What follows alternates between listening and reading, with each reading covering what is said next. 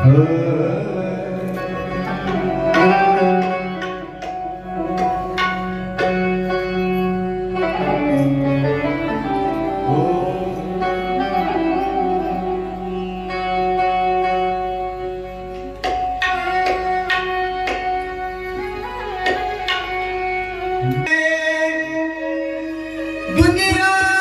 के रखवाले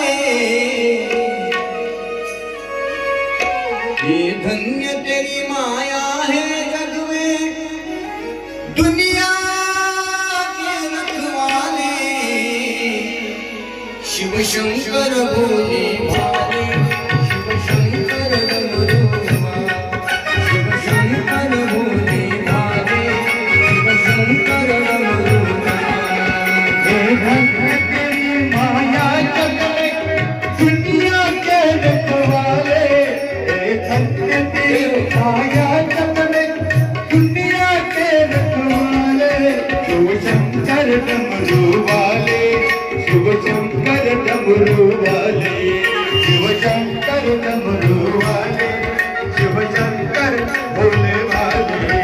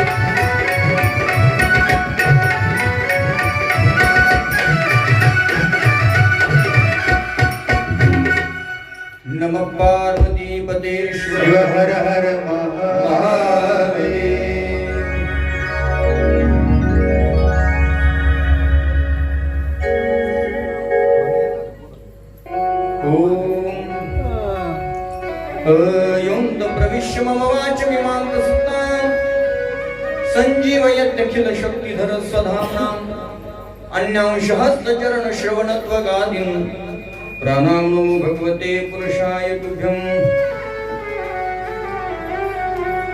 अनंत कृपा विभूषित भगवान श्री गुटकेश्वराच्या या पावन दरबारामध्ये आपण सर्व या गुटकेश्वर भगवंतावरती अंतःकरणापासून भावनेनं प्रेम करणारे आपण सर्व भक्त मंडळी त्याच शिव परमात्म्याची शिव महापुराण कथा श्रवण करण्यासाठी गेल्या 5 दिवसापासून एकत्रित जमत आहोत। आज कथेचा 6वा दिवस आहे। अत्यंत प्रेमभरीत अंतःकरणाने आपण तुम्ही सर्वजण या ठिकाणी येत आहात।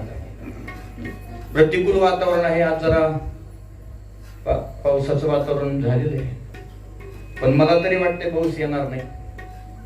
तुम्ही म्हणाल एवढी कस काय गॅरंटी तुला, कारण मी गेल्यावर पावसाळ्यात येत नाही, उन्हाळा आहे। पण असं त्या गुटकेश्वर भगवंताची जरी इच्छा असेल तर तुका म्हणे आले समर्थाच्या मना तरी होय राणा रंग त्याचा। अतिशय सुंदर वातावरण आहे। या कथेसाठी उपस्थित असणारी सगळीच महाराज मंडळी आहेत, परिसरातून येणारे तुम्ही सर्व भाविक मंडळी, आदरणीय हरिभक्तपरायण संगीत विशारद संगीत अलंकार रामायणाचार्य आमचे बळीराम महाराज गिरी स्वतः उपस्थित आहेत, त्यांना माझं भावी वंदन आहे। आदरणीय हरिभक्तपरायण उभ्या महाराष्ट्रामध्ये ज्यांचं तबलाच्या क्षेत्रामध्ये फार मोठं नाव आहे, संगीत विशारद संगीत अलंकार आमचे मित्र आदरणीय हरिभक्तपरायण संदीप महाराज नरिके महाराज सुद्धा स्वतः या कथेसाठी उपस्थित आहेत। आमचे चौदार आहेत, विनेकरी बाबा आहेत। तसं पाहिलं तर विनेकरी बाबा फार आनंद घेतात, नाचतात। नाचू कीर्तनाची रंगी तुम्ही नाचले नाही का? नाचलं पाहिजे। एकदा वय निघून गेल्यावर मग नाचायची हौस होती, पण नाचता येत नाही। जोपर्यंत नाचायचं आपल्या हातात आहे तोपर्यंत माणसानं नाचून घ्यावं आनंदानं। त्या दिवशी सांगितलं मी तुम्हाला, एरवी आपण कुठेही नाचतो, पण भगवंताच्या समोर नाचलं की त्या देवाला आनंद होतो। आपण त्याच्यासाठी नाचलो पाहिजे। परमार्थासाठी नाचलं की देवाला आनंद होतो, आणि संसारासाठी नाचलं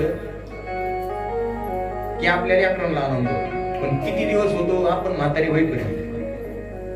म्हणून संसारात किती जरी आपण नाचत असलो, कितीही नाचू दे, पण एक वाक्य सांगू, परमार्थात नाचण्याचा आनंद काही वेगळाच। अतिशय गोड वातावरण आहे। गोड असणारी ही साऊंड सिस्टम सुद्धा या ठिकाणी उपस्थित आहेत। आमचे समाधान भाऊ ऑपरेटिंगला बसलेले आहेत।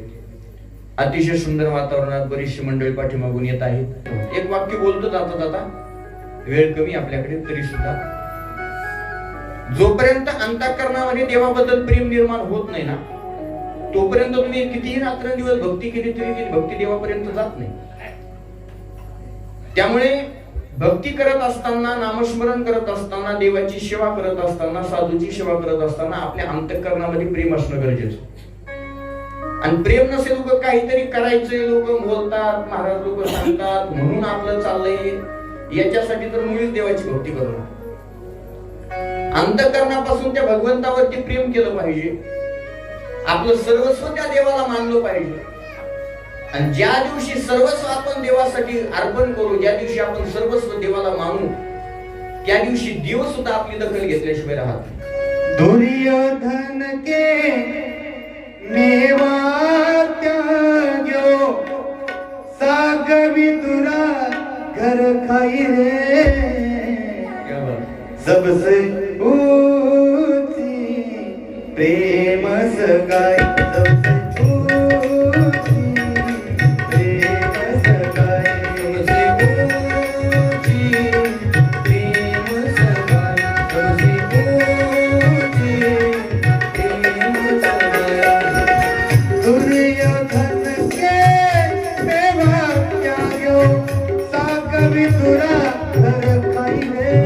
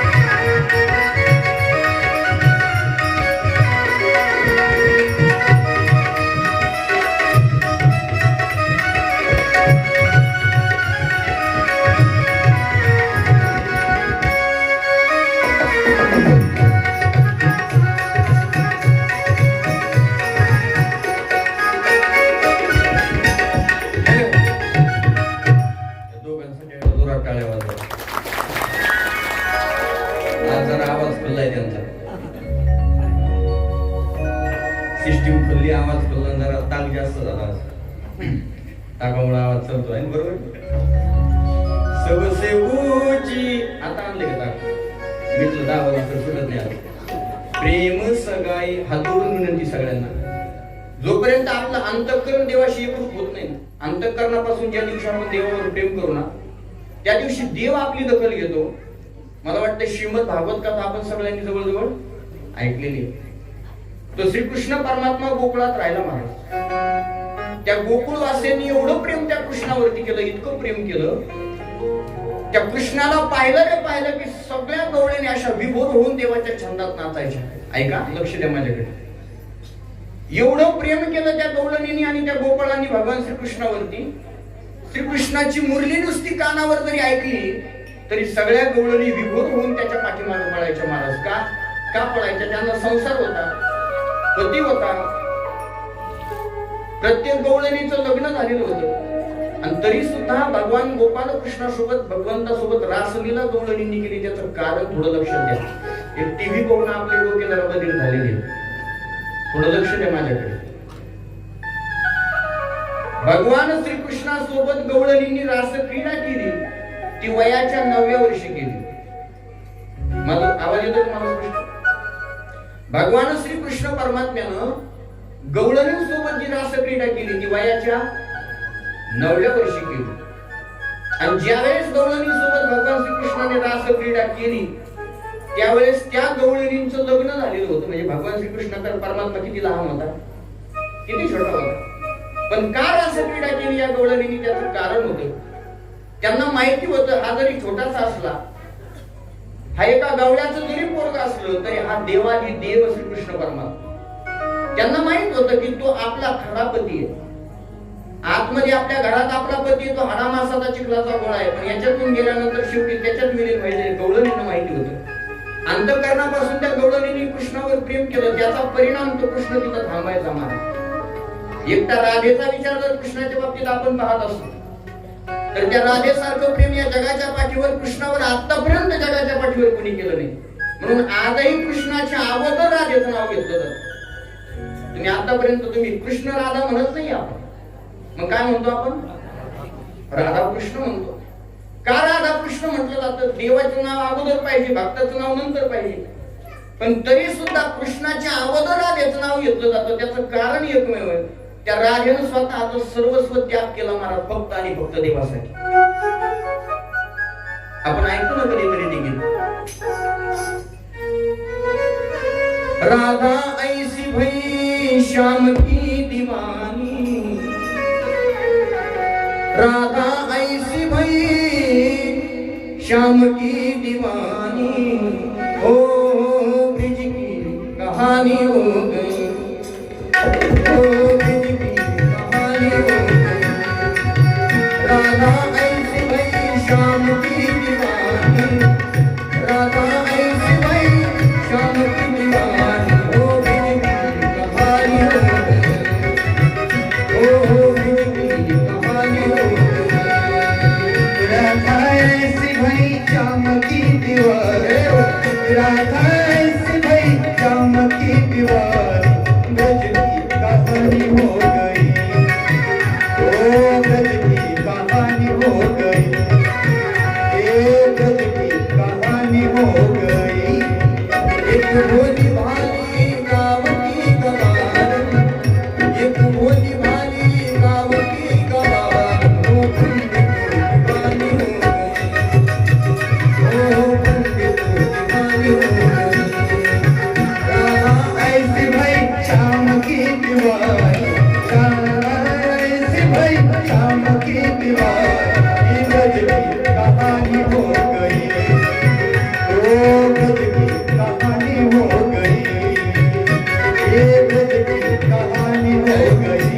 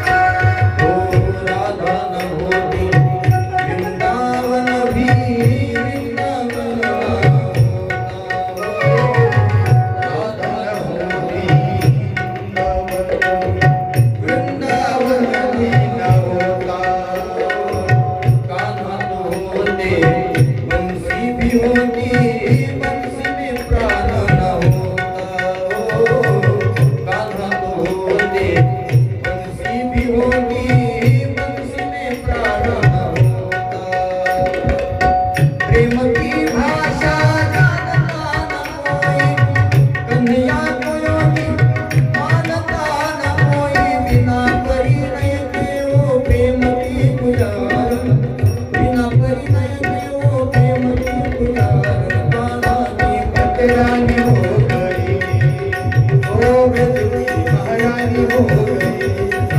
राधा ऐसी भई शाम की दीवार, राधा ऐसी भई शाम की दीवार, एक कहानी हो गई, ओ कहानी हो गई, वहाँ कहानी हो गई। एवढं प्रेम त्यांना केलं आणि राधेनं त्या कृष्णावर केलं महाराज बोलू नका, हो बोलू नका, इकडे येऊ नका, पुढे तिथं थांबा, दीक्षे बोलू, हा दर्शन नंतर घ्या, बसा खाली, बोलू नका. भगवंतावरती अंतःकरणापासून आपण आपल्याला प्रेम करता आलं पाहिजे असं, आणि तेवढ्या अंतःकरणातील प्रेमानं आपण सर्वजण एकत्रित येऊन या भगवान भोलेनाथ मिरवणूक एका तिकडे ट्रॅक्टर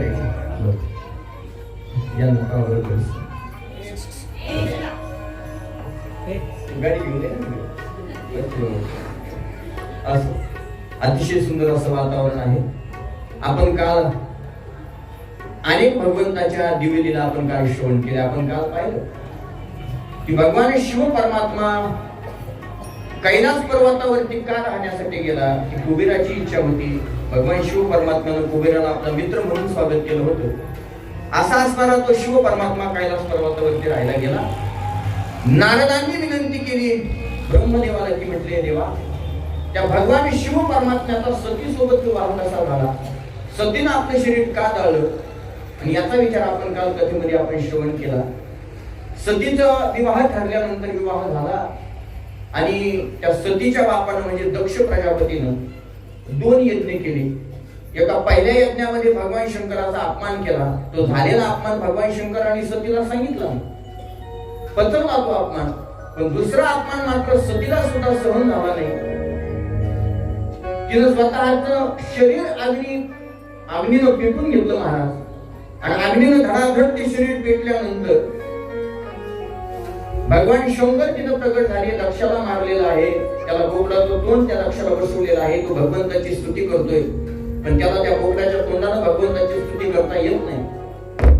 म्हणून आता रागवलेले भगवान शांत झाले आणि सतीचं जळालेलं शरीर भगवान शंकरानं पाहिलं, ते उचललं आणि कैलास पर्वताच्या दिशेने निघाले. भगवान शिव परमात्मा आडे झाले, ते शरीर हिसकावून घेतलं, त्याचे 12 खंड केले, 52 खंड केले, आणि ते 52 खंड 52 शक्तीपीठाच्या रूपानं आपल्या या भारत भूमीमध्ये विराजमान आहेत. त्यापैकी आपल्या महाराष्ट्रामध्ये 3.5 शक्तीपीठ आहेत. कोणते कोणते? 3.5 शक्तीपीठ आहेत आपल्या महाराष्ट्रामध्ये. कोणते कोणते शक्तीपीठ आहेत? एक माहूर, दुसरं आपल्या जिल्ह्यात आहे तुळजापूर, नाही उस्मानाबाद मध्ये तुळजापूर, त्यानंतर कोल्हापूर. हे किती झाले? 3 शक्तीपीठ. आणि एक अर्ध शक्तीपीठ आहे. कोणतं?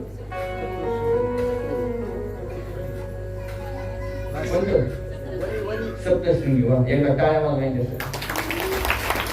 कमीत कमी तुम्हाला एवढं तरी माहिती. आणि आपल्या धर्माबद्दल, आपल्या ग्रंथाबद्दल आपल्याला माहिती असलं पाहिजे. ते 3.5 शक्तीपीठ आपल्याला आपल्या महाराष्ट्रामध्ये आपल्याला पाहायला मिळतात. ऐका, सतीनं शरीर सोडलेलं आहे आणि तिनं विनंती केली भगवंताला, जर मी अंतःकरणापासून तुमची भक्त असेल तर हे शरीर जरी माझं जळालं तरी पुढचा जन्म जर मला स्त्रीचा प्राप्त झाला तर तुमच्याच सोबत माझा विवाह व्हावा, अशी इच्छा सतीनं भगवान शंकराच्या समोर व्यक्त केलेली आहे. त्यानंतर सतीचं शरीर जळालं. थोडं लक्ष द्या बरं. सतीचं शरीर जळालं आणि पुढचा जन्म त्या सतीला कोकिळेचा प्राप्त झाला. कोकिळा पक्षी माहिती तुम्हाला?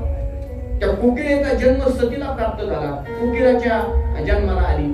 का कोकिळ्याचा देह, कोकिळीचं शरीर तिला मिळालं? त्याचं कारण आहे, तिनं प्रभू रामचंद्राची एकदा परीक्षा घेतली होती. तो कालचा विषय होता, पण आपल्याला वेळ नसल्यामुळे आजही सांगणं होतं. ते तो रामायणाचा थोडासा प्रसंग आहे, त्रेतायुगातला. त्याचा जास्त विस्तार न करता आपण पुढे जाऊ. आणि खोटं बोलली भगवान शंकरासोबत की मी रामाची परीक्षा घेतली नाही, आणि म्हणून खोटं बोलल्यामुळे तिला कोकिळेचा जन्म प्राप्त झाला. आता आपण नवऱ्याला दिवसातून किती बाऱ्या खोटं बोलतो हे ज्याचं त्यांनी तपासून पाहावं. ती एकदा खोटं बोलली तर एकदा कोकिळेच्या जन्माला जावं लागलं. आपला जर हिशोब राहिला तर मी म्हणतो परत स्त्री होता येतं की नाही आपल्याला. आणि त्यानंतर तिचं कोकिळेचं शरीर पडलं आणि शरीर पडल्यानंतर तिला पुढचा जन्म पर्वत राजाच्या घरी ती पार्वती म्हणून जन्माला आली. आणि नारदांनी ब्रह्मदेवाला विचारलं, म्हणे देवा एका पॉइंटवर ठेवायचं, हॅलो ठीक आहे. म्हणे ही जी सती आहे ती पार्वतीचं रूप धारण करून पर्वत राजाच्या घरी कसं काय जन्माला आली. आणि मग ब्रह्मदेव नारदाला पार्वतीच्या जन्माची कथा सांगू लागली. ती थोडी तुम्ही लक्ष देऊन ऐका. म्हणजे पर्वत हा दुसरा तिसरा कोणी नाही, हा हिमालय, तो हिमवान आहे. आणि तो नरदेह रूपी शरीर दाखवून या जगतामध्ये विचरण करतोय. शरीरासारखा देह आहे त्याचा, पर्वत हिमवान आहे, पण मानवी देहासारखा राहून फिरतोय. आणि त्या पर्वताचं लग्न ठरलं कुणासोबत, म्हणे मैनेसोबत. म्हणे ही मैना कोण आहे, म्हणे असं आहे की दक्ष प्रजापतीनं आपली एक कन्या कश्यपाला दिली.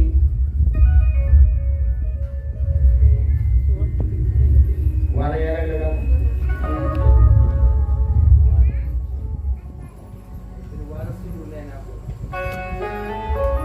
ऐका. आणि कश्यपापासून तिला स्वधा नावाची कन्या झाली. ती स्वधा ही कन्या पितरांना दिली. आणि पितरांपासून त्या स्वधेला 3 मुली झाल्या. त्या 3 मुलींचं नाव ऐका. एकीचं नाव आहे मेधा, दुसरीचं नाव आहे धन्या आणि तिसरीचं नाव आहे कलावती. अशा 3 मुली जन्माला आल्या. पितरांच्या या 3 मुली स्वधेपासून जन्माला आल्या. आणि या 3 मुली योगिनी म्हणून जन्माला आल्या. भगवंताची साधना करायच्या, काही नाही कुणाच्या मध्यस्थीने, काही नाही सकाळी उठायच्या, भगवंताची पूजा नामस्मरण करायच्या. एवढी साधना त्या तिघींची होती. जेव्हा वाटेल तेव्हा भगवान विष्णूच्या दर्शनाला, ज्या देवतेच्या दर्शनाला जायची इच्छा होती त्या देवतेच्या दर्शनाला समोर जाऊन उभा राहायच्या. एक दिवस त्यांच्या अंतःकरणामध्ये भगवान विष्णूचं दर्शन घेण्याची इच्छा झाली आणि निघाल्या. भगवान विष्णू परमात्मा शेषशय्येवर क्षीरसागरामध्ये पोहोचलेले होते. या तिघी जणी गेला, मेधा, धन्य आणि कलावती. भगवान विष्णूचं त्यांनी दर्शन घेतलं आणि दर्शन घेऊन आसनस्थ झाल्या. त्यांना जी जागा ठरवून दिलेली योगिनी आहेत ना, त्या बाजूला बसल्या. तेवढ्यात सनकादिक संतांचं तिथं आगमन झालं. आणि सनकादिक संत आल्याबरोबर आजूबाजूला बसलेले सगळे देवदेवता उठून उभा राहिल्या आणि सनकादिक संतांना त्यांनी नमस्कार केला. स्वतः विष्णू परमात्मा सुद्धा त्यांना नमस्कार करून त्या सनकादिकांचं स्वागत करू लागला. पण या तिघी जणी उठल्या नाही. बाकीचे का उठले त्यांना माहित होते, हे रागलेलं शाप देऊन टाकले. या तिघी जणी नाही उठल्यामुळं सनकादिक संतांना राग आला. त्यांनी सांगितलं, आमच्यासाठी देव उठून तुम्ही तिघी जणी उठत नाही, जा तुम्हाला शाप देतो, तुम्ही मृत्यू लोकात जन्माला याल. आणि मृत्यू लोकात जन्माला येण्याचा शाप त्या तिघींना प्राप्त झाल्या. त्या काकुलच्या आल्या, म्हणजे आमची काय चुकी आहे, आम्ही भगवंताच्या नामस्मरणात मग्न होतो. आणि मग त्यांना उपशाप देण्यात आला. सनकादिक संत म्हटले, हे पहा, जरी तुम्ही मृत्यू लोकात जन्माला आल्या तरी सुद्धा तुम्ही अतिशय श्रेष्ठ कुळामध्ये जन्माला याल आणि तुम्ही तिघांनाही भगवंतीची संगती प्राप्त होईल, भगवंताच्या जवळ राहण्याची आणि इच्छा तुमच्या जीवनातली पूर्ण होईल. मग त्यांना उपशाप काय दिला सांगितलं, ऐका. मेधेला सांगितलं, तू मृत्यू लोकात जन्माला जाशील आणि जगतजननी अंबिका तुझ्या घरी पार्वती रूपाने प्रगट येईल. ती मेधा मैना म्हणून प्रगट झालेली आहे, तीच मैना आहे. त्यानंतर दुसरी जी आहे धन्या, तिला सांगितलं तू जनकाची पत्नी म्हणून प्रगट होशील आणि जानकी म्हणजे प्रत्यक्ष सीतेची आई होण्याचं भाग्य तुझ्या जीवनात तुला प्राप्त होईल. त्यानंतर जी कलावती आहे त्या कलावतीला सांगितलं की तुझ्या घरी तू मृत्यू लोकात श्री कीर्तिदा नावाने प्रसिद्ध होशील आणि तुझ्या घरी साक्षात भगवंताची एकनिष्ठ भक्त म्हणजे राधा आणि तुझ्या पोटी जन्माला येईल. असा तिघींना उपशाप देऊन टाकला. तिघी आनंदी झाल्या आणि तीच असणारी मेधा जी मैनेच्या रूपाने प्रगट झालेली आहे, त्या मैनेचा आणि या पर्वताचा विवाह ठरलेला आहे. या योगिनी आहेत महाराज, इतरांच्या कन्या पण योगिनी म्हणून प्रसन्न झाल्या. एक सांगू का तुम्हाला, त्यांना शाप मिळाला पण जानकीच्या पोटी सीता जन्माला आली आणि मैनीच्या पोटी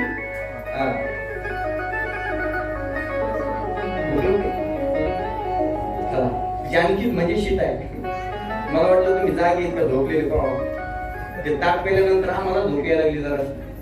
चल, महत्वाचा मुद्दा आहे. एक सांगू का, एखादी जगज्जननी अंबिका जिच्या पोटी जन्माला येते, सहजासहजी येत नाही, तिथं उदर सुद्धा कसं असलं पाहिजे. भगवंताचा अवतार जिच्या पोटातून व्हायचा, तिथं उदर सुद्धा किती पवित्र असलं पाहिजे. अरे देवही अशी कुणाच्याही पोटी जन्माला येईल का? बरं, देवाची जी भक्त आहे सीता माता जी आहे, ती कुणाच्याही पोटी जन्माला येईल का? सीता राधाराणी कुणाच्याही पोटी जन्माला येईल का? बोला ना. पार्वती अशी कुणाच्याही पोटी जन्माला येईल का? नाही. देवाचा कुणाच्याही पोटी जन्माला येतो का? नाही. त्याच्यासाठी ते उदर सुद्धा आणि कसं असलं पाहिजे? पवित्र असलं पाहिजे.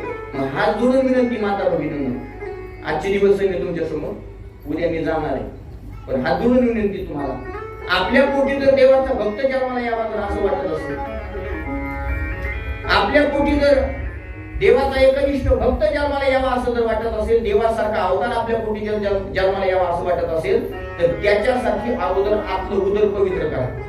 अगोदर आपलं उदर पवित्र करा. काय करायचं महाराज उदर पवित्र करा म्हणजे? अरे ज्या जागेत भगवंताचा अंश आपल्याला जन्माला घालायचा, ज्या उदरातून देव ज्या उदरातून प्रगट होणार आहे, ते उदर पवित्र असणं गरजेचं. मग काय करावं महाराज? सात्विक आहार श्रवण भक्षण करा. सात्विक आहार खायचा. गरोदर अवस्थेमध्ये सात्विक आहार खायचा. भगवंताची लीला, भागवत कथा, शिवमहापुराण सगळे ग्रंथांचं पारायण करायचं, ज्ञानेश्वरी वाचायची.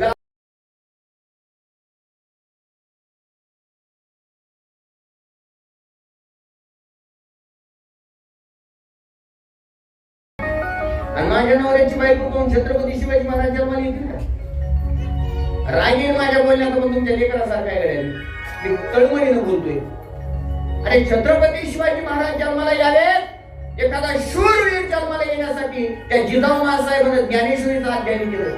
शूरवीरांची चरित्र त्या आणि वाचली, त्याचं स्मरण केलंय, गाथा वाचली, साधू संतांची चरित्र वाचले, तेव्हा छत्रपती शिवाजी महाराज जन्माला आले. असे सहज येत नसतात छत्रपती शिवाजी महाराज. म्हणून देवाचा भक्त जर आपल्या पोटी जन्माला यावा ही जर आपली इच्छा असेल तर त्याच्यासाठी उदर पवित्र असणं गरजेचं. काही करायचं नाही. पहा, रोज सकाळी देवाचं दर्शन घ्यायचं, भगवंताचं नामस्मरण करायचं, आणि त्या 9 महिने 9 दिवसाच्या काळात फोनला हात लावायचा नाही चुकून सुद्धा. कारण हा सगळ्यात मोठा व्हायरस आहे. याला चांगल्या चांगल्याची डोकं बिघडवली. तो एकदा फोन सुरू झाला, 10 मिनिटं रील्स पाहण्याच्या नादात 1 तास कधी निघून जातो कळत सुद्धा. लेकरं तेवढे हैराण झाली महाराज. एखाद्या लेकराच्या हातात जर मोबाईल दिला आणि सहज जर काढून घेतला तर त्याला एवढा राग येतो, त्याला वाटतं ह्या ज्यांनी मोबाईल घेतलाय बाप का असा उचलून जावा त्याला. आणि रागीट व्हायला लागले महाराज पोरं. मी हात जोडून विनंती करा, 2 ठोके द्या लेकरांना, पण मोबाईल देऊ नका. उद्या काळात एवढी रागीट झाली लेकर महाराज, थोडे जर मोठे झाले तर आपल्याला शिव्या द्यायला मारायला की घाबरायची नाही. एवढे त्या मोबाईल मध्ये गुंग झालेली अजिबात देऊ नका. उदरामध्ये जर एखादा गर्व असेल तर त्या मातेनं ज्ञानेश्वरी वाचावी, गाथा वाचावी, भागवत वाचावं, अंतःकरणापासून देवाचं भजन करावं. आणि जरी राहावं नाही, टीव्ही जर पाहिजे असेल तर त्या टीव्ही मध्ये श्रीकृष्णाची मालिका आहे, रामायण आहे, बजरंग बलीच्या मालिका आहे. या गोष्टी आपण कार्टून बघतो आणि ते कार्टून जन्माला येतो. आपण काय पाहतो? कार्टून पाहतो, ते कार्टून सारखं जन्माला येतो. म्हणून मुद्दा आहे, अरे देवानं आपल्या पोटी जन्माला यावं, देवाच्या भक्तांना जन्माला यावं, त्याच्यासाठी ते उदर सुद्धा पवित्र असलं पाहिजे. हा देव आहे ना महाराज, हा जो देव आहे ना, स्वतः काही आईंच्या उदरामध्ये जाण्याची इच्छा करतो. हे भागवतातलं उदाहरण आहे. त्या देवाला सुद्धा स्वतः काही आईंच्या उदरात प्रवेश करण्याची इच्छा होते. त्यापैकी एक आई आहे, तिचं नाव आहे उत्तरा. ज्यावेळेस उत्तरा प्रसूत होती ना महाराज, आणि त्या ब्रह्मास्त्र त्या उत्तरेच्या गर्भावर सोडलं होतं अश्वत्थाम्यानं. व्याकुळ झाली उत्तरा महाराज आणि देवाचा धावा करू लागली. ऐका बरं का, संकट आलं स्वतःच्या जीवावर आणि संकट आले या गर्भातल्या लेकरावर. तिला नवऱ्याची आठवण झाली नाही, तिला भीष्माचार्यांची आठवण झाली नाही, तिला अर्जुनाची आठवण झाली नाही, तिला भीमाची आठवण झाली नाही, तिला कुणाची आठवण झाली नाही. तिला फक्त देवाची आठवण झाली आणि देवाचा धावा करू लागली. देवा, माझ्या गर्भावर या अश्वत्थाम्यानं ब्रह्मास्त्र सोडलेले. ती रडायची, देवाच्या नावानं हाक मारायची. म्हणा, जळे माझी काया लागला जळे माझी काया लागला बनवा. जळी माझी काया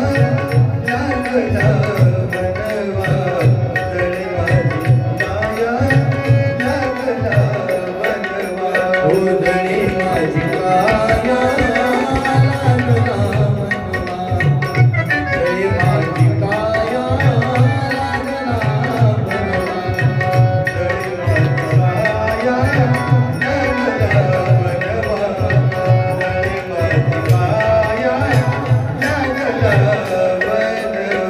घाबरे केशवा माय बाबा. घाबरे केशवा माय बाबा. घाबरे केशवा माय बाबा. जळी माझी काया लागला बनवा. जळी माझी काया लागला बनवा.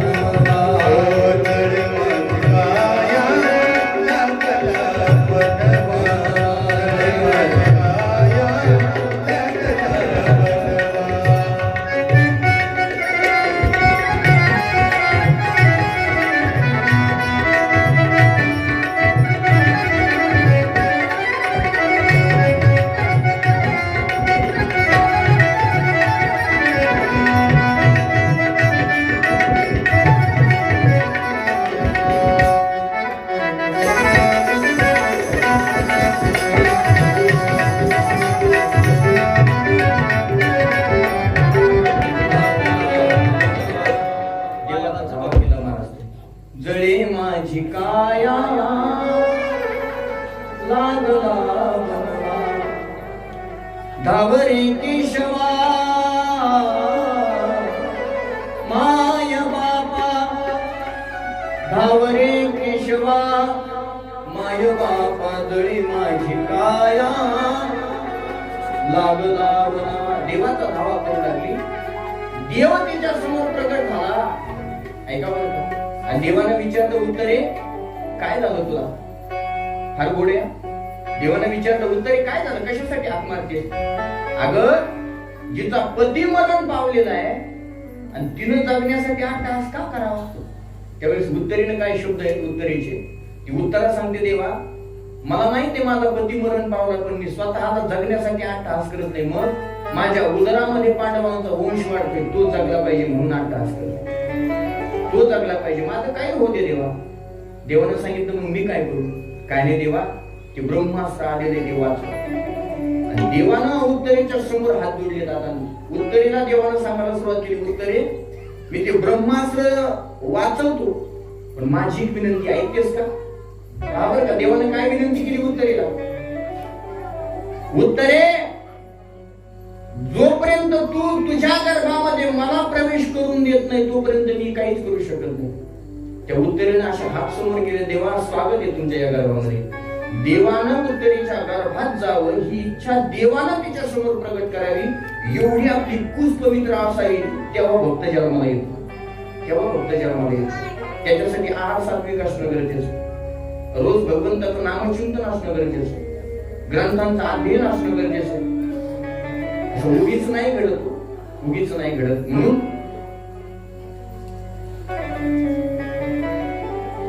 अशा त्या श्री कीर्तिदा म्हणून जन्माला आली. मेधा ही मैना म्हणून जन्माला आली. पर्वत राजाचा आणि मैनेचा विवाह पार पडला. नारदांनी सांगितलं की तुम्ही एक काम करा देवीची आराधना करा आणि स्वतः देवी पार्वतीच्या रूपाने तुमच्या घरी प्रकट होणार आहे. आणि मग मैना आणि पर्वत आनंदानं विहार करू लागले आणि भगवंताची आज्ञेवरून नारदांच्या आज्ञावरून आणि त्या देवीची आराधना करू लागले. त्या देवीला जगदंबेला हाका मारू लागले की आमच्या पोटी आणि तुझ्या मला येईल. आणि आपण 1-2 मिनिटं त्या देवीची थोडंसं भजन करू. 2 मिनिटं त्या देवीची आराधना करू आणि तिला विनंती करू की आमच्या सप्त्याला भेट द्यायला 1 दिवस तरी ये बाई.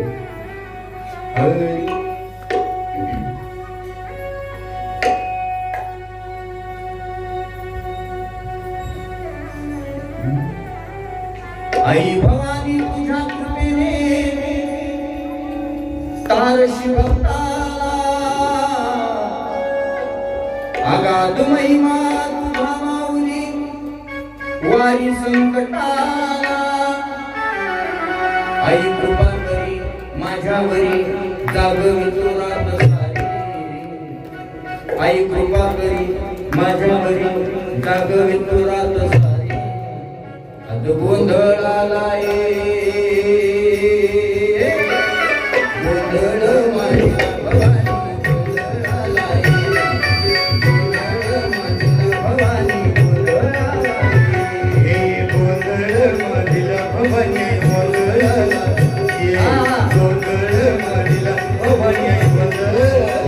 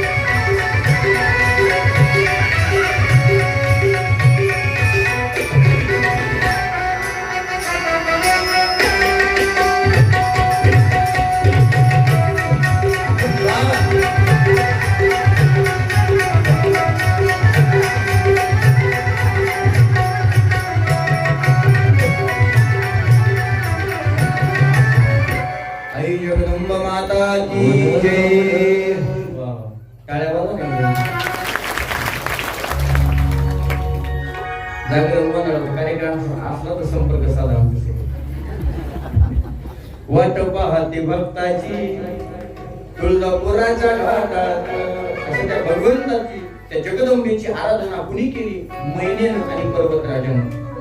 आणि त्या आराधनेला मैना प्रसन्न झाली आणि सांगितलं काय इच्छा आहे?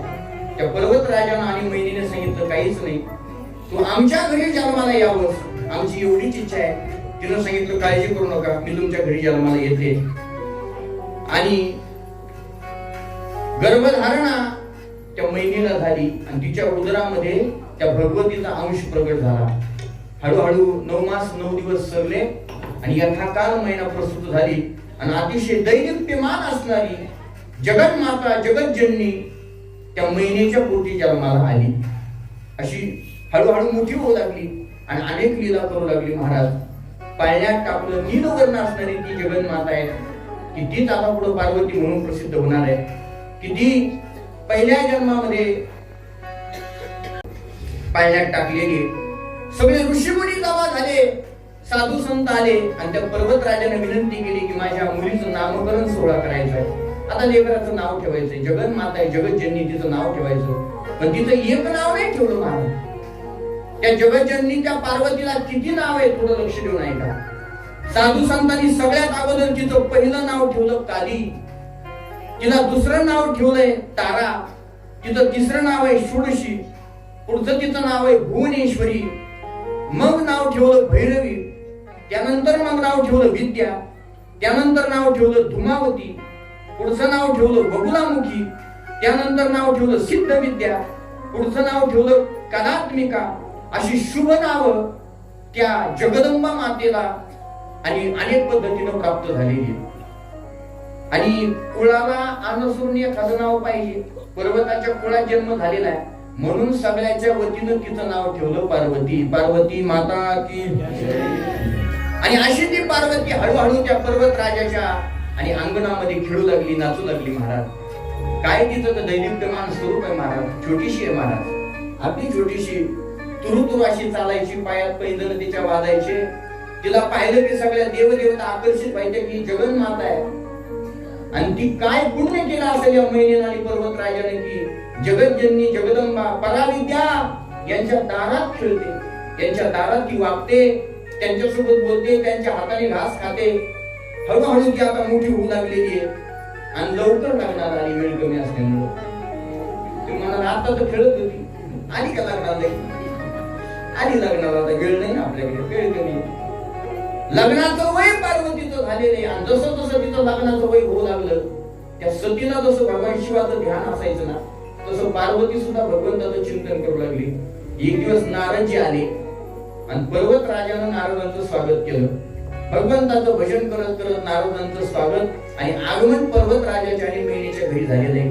नारायण नारायण श्रीमन नारायण नारायण नारायण देव नारायण नारायण श्रीमन नारायण नारायण नारायण ओ नारायण नारायण श्रीमद नारायण नारायण नारायण नारायण नारायण श्रीमद नारायण नारायण नारायण श्रीमन नारायण नारायण नारायण श्रीमद नारायण नारायण नारायण लक्ष्मी नारायण नारायण नारायण लक्ष्मी नारायण नारायण नारायण नारायण नारायण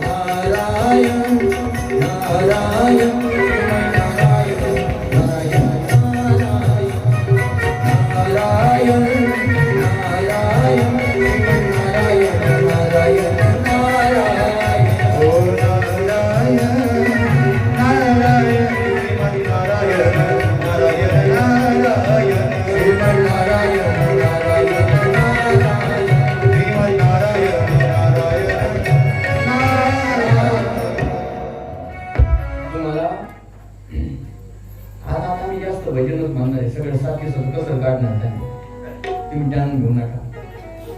भजन करा म्हटलं की सगळ्यांना आनंदानं भजन केलं पाहिजे, टाळी वाजली पाहिजे, मुखानं देवाचं नाव घ्यायला काय अडचण नाही का. सोपं सोपं भजन आहे. नारायण नारायण हे पोराचं नाव असलं तरी नारायण म्हणून मोकळं होतं. देवाचं नाव घ्यायला काय अडचण.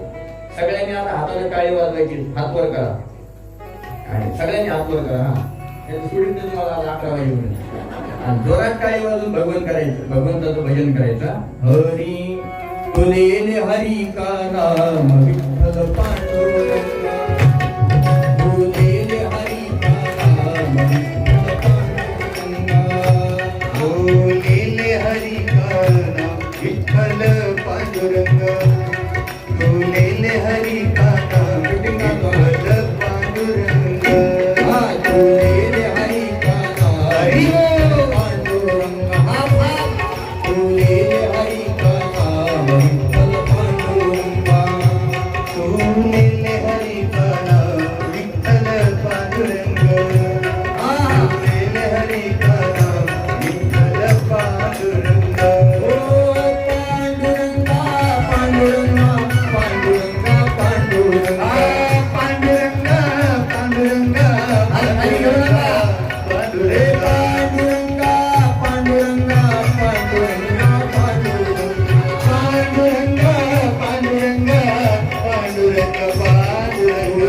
हरी का बोलेले हरी का नाम विठ्ठल पांडुरंगा बोलेले हरी का नाम विठ्ठल पांडुरंगा लेले हरी का नाम विठ्ठल पांडुरंगा बोलेले हरी का नाम विठ्ठल पांडुरंगा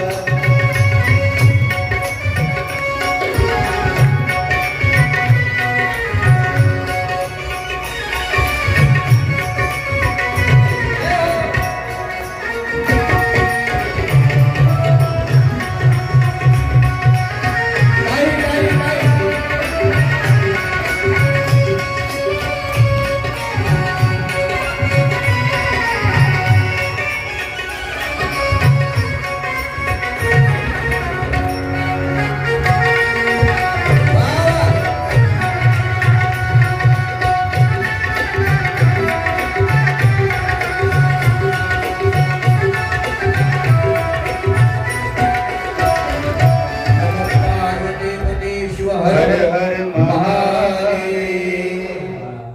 आता किती मस्त वाटतं, अंग मोकळं झालं नाही? असं अंग मोकळं झालं पाहिजे भाजणं. तेव्हा मग एक प्रसाद खायला बी कसं वाटते, 2 चपात्या जास्त खाणं व्हायला. आज काय जेवायला? जिला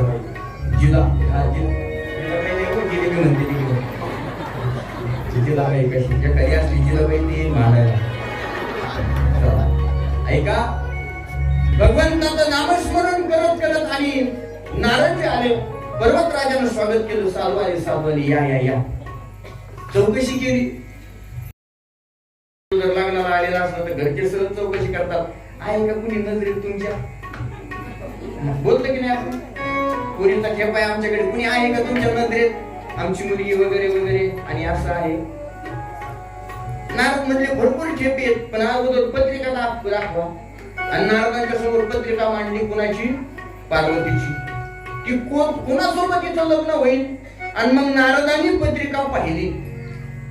आता ऐका, मैना समोर उभा आहे, पर्वत राजा समोर उभा आहे, नारदजी आलेले आणि नारदांनी पत्रिका पाहिली. इकडे पाहतो. आणि पत्रिका पाहिल्याबरोबर नारद शांत झाले. त्या मैनेने विचारला, अहो नारदजी, पार्वती तुमच्या समोर आहे, मी बसलेले, हे तुमच्या समोर बसलेले, सांगा ना आमच्या पार्वतीचं लग्न कोणासोबत होईल?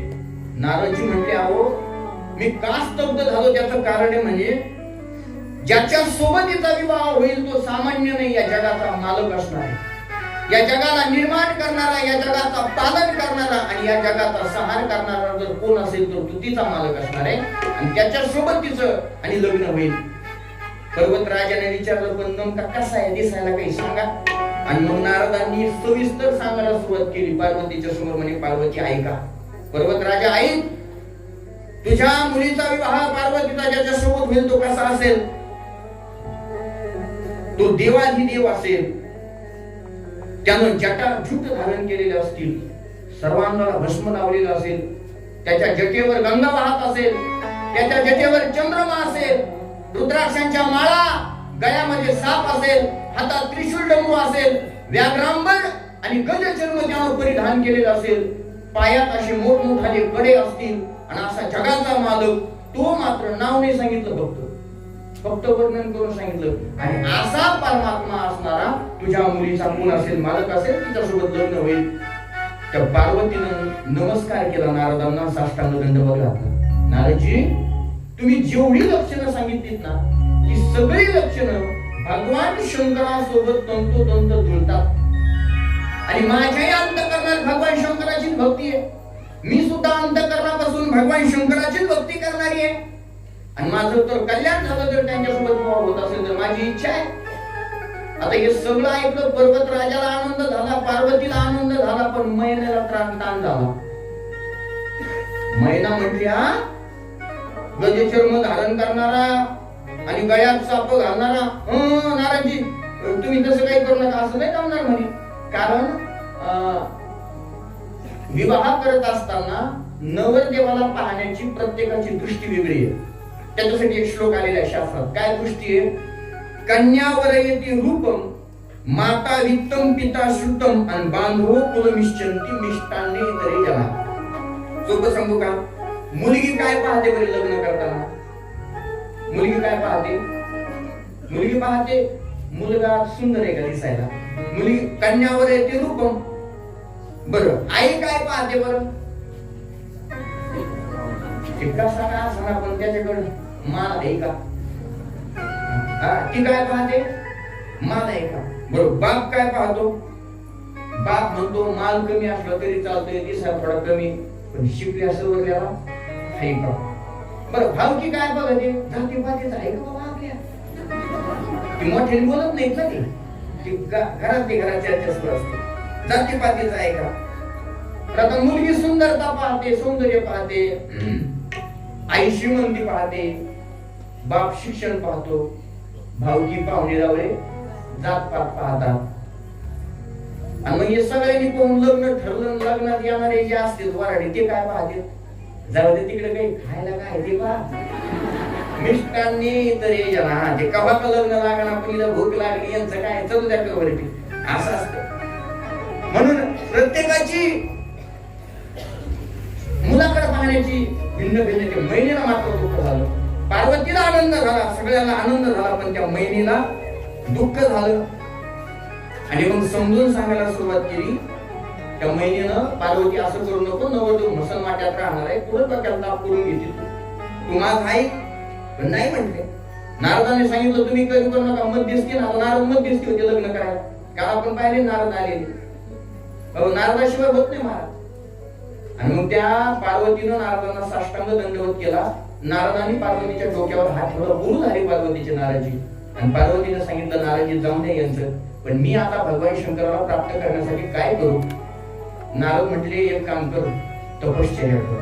कुणाची तपश्चर्या? भगवान शंकराची तपश्चर्या कर. आणि आता भगवान शंकराची तपश्चर्या घनघोर पद्धतीनं आणि पार्वतीनं सुरू केलेली महाराज. डोळे मिटले पार्वतीनं. ओम नमः शिवाय, ओम नमः शिवाय, ओम नमः शिवाय, हरि ओम नमः शिवाय. माझ्या पाठीमागे म्हणा तुम्ही. ओम नमः शिवाय, हरि ओम नमः शिवाय,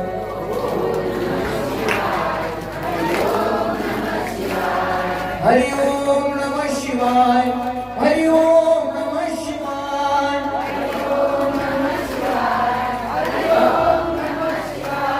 हरि ओम नमः शिवाय, हरि ओम नमः शिवाय, हरि ओम नमः शिवाय, हरि ओम नमः शिवाय, ओम नमः शिवाय, हरि ओम नमः शिवाय, ओम नमः शिवाय, हरि ओम नमः शिवाय, ओम नमः शिवाय, हरि ओम नमः शिवाय, हरि ओम नमः शिवाय, हरि ओम नमः शिवाय, ओम नमः शिवाय, हरि ओम नमः शिवाय, ओम नमः शिवाय, हरि ओम नमः शिवाय, ओम नमः शिवाय, हरि ओम नमः शिवाय, ओम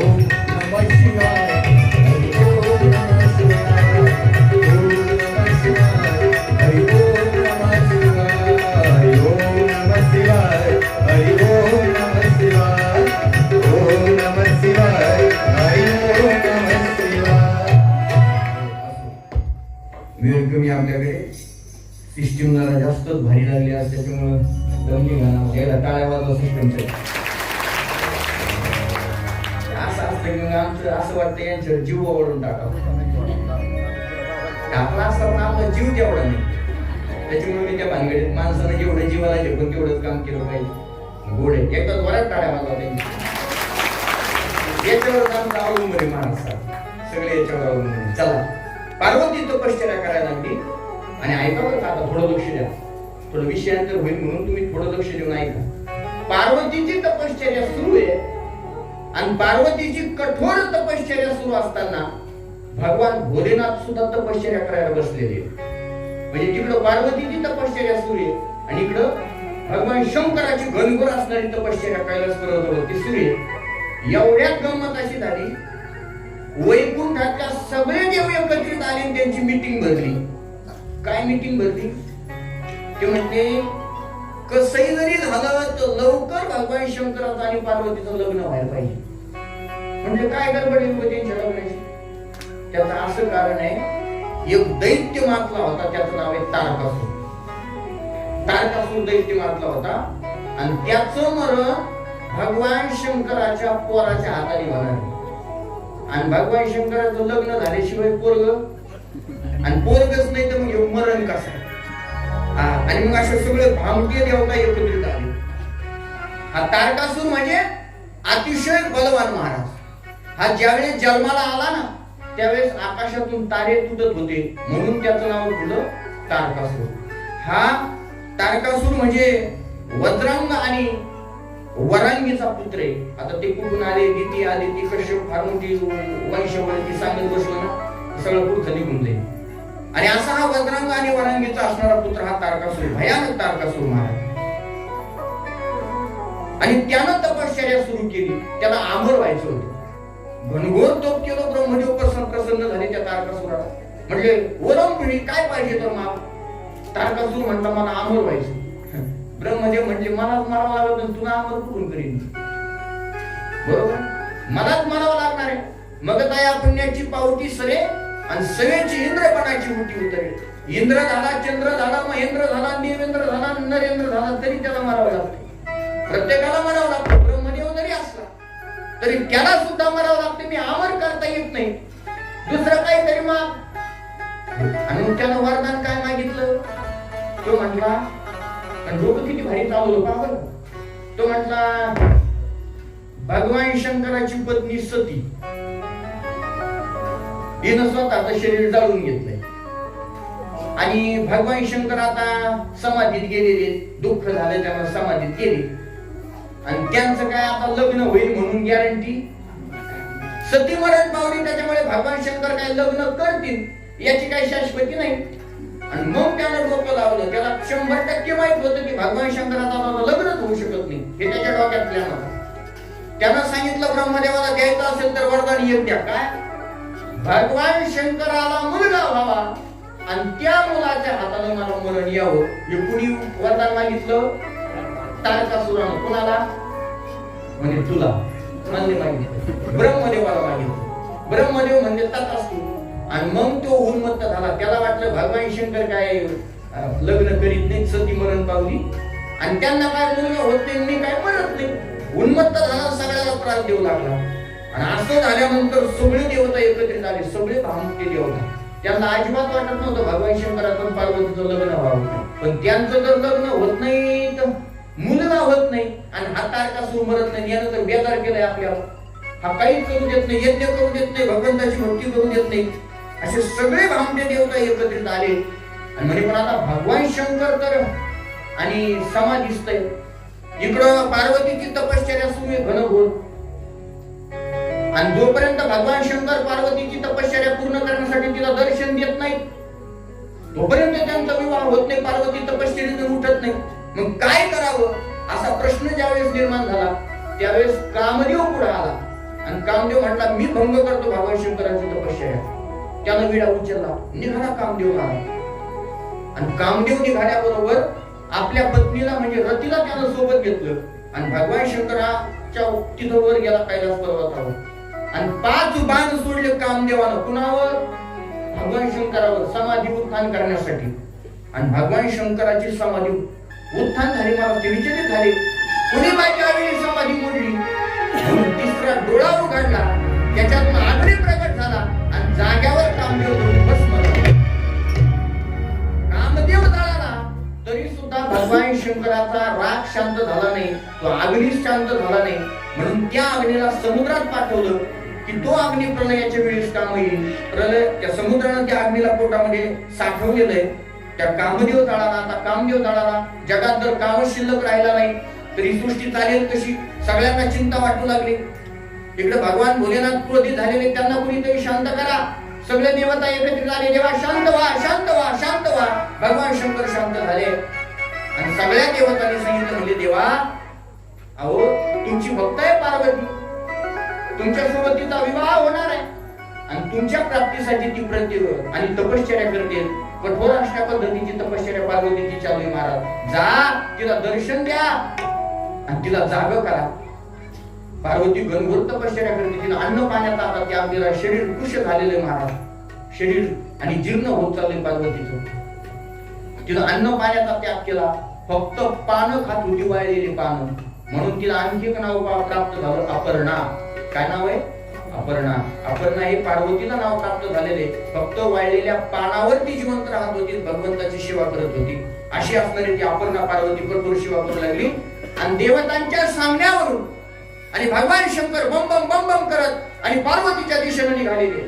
पार्वती देवाची भक्ती करते, नामस्मरण करते, साधना चालू आहे पार्वतीची.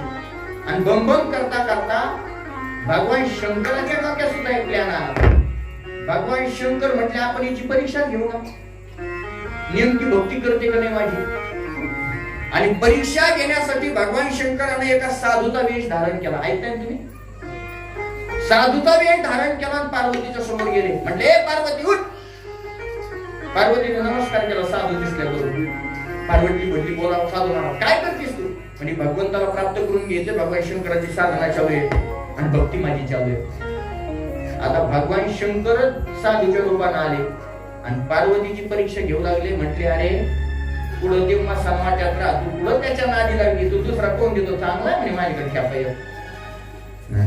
अशी बिलय भेटत आहे. काय गरज आहे म्हणे ती? अरे मसन वाट्यात राहतो काय, असा धारण करतो, भस्म लावलेला अंगाला, त्याला काय नीट बोलायची कळतंय का, नीट पाहतो का, काय प्रेमाने बोलतो की काय, भस्म नुसता हिंडत राहतो, त्याच्या पुढे भूत आहेत, व्याता आहेत आणि नेहमी जंगलात राहणारा. अगं तुला चांगला 4 मजली बंगला मला पाहून देतो, कोण म्हणताय? कोण म्हणताय? इकडे भगवान शंकर म्हणते, तुम्हाला कोण म्हणते? तू पण एक म्हणाला जाऊ दे. कुठे याच्या नादी लागली? अगं फार सुंदर सुंदरी होते आणि चांगले चांगले ठेपेत माझ्याकडे. कोण बोलतोय? भगवान शंकर. कोणाला? आता पार्वतीला राग आला मला. पार्वती म्हणली, तुम्ही साधू आहेत म्हणून तुम्हाला शाप देत नाही, पण इथून पुढे जर माझ्या होणाऱ्या पतीची, माझ्या देवतेची जर तुम्ही निंदा केली तर मी तुम्हाला शाप देईन. तो कसा जरी असला तरी या शरीराचा विवाह फक्त भगवान शंकरासोबत होईल. भगवान शंकराने जरी माझ्यासोबत विवाह केला नाही तर हे शरीर मी अगदी जाळून भस्म करीन, पण दुसऱ्या सोबत विवाह करणार नाही. काय निष्ठा होती या पार्वती? काय निष्ठा होती पार्वती? अंतःकरणापासून भक्ती करणारी. आणि शब्द भगवान शंकराने ऐकले, स्वतःच्या मूळ रूपात आले, पार्वतीला दर्शन दिलं. जा घरी पार्वती. आनंदी झाली पार्वती. पार्वती घरी आली. पर्वतराजा पार्वतीला घेऊन घरी आलेला आहे. आता सगळे देवदेवता लग्नाची बोलणी करण्यासाठी निघाले.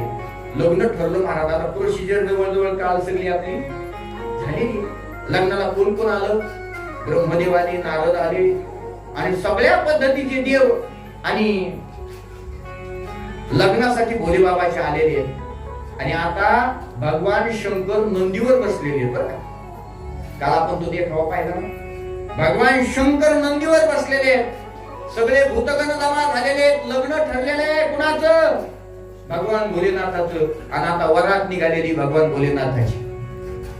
भोले बाबा की आई रे बारात, प्यारे शिवजी की आई रे बारात, चलो रे सखी दर्शन करने बाबा की आई रे बारात, प्यारे शिवजी की आई रे बारात, चलो रे सखी दर्शन करने भोले बाबा की आई रे बारात, भोले बाबा की आई रे बारात, चलो रे सखी दर्शन करने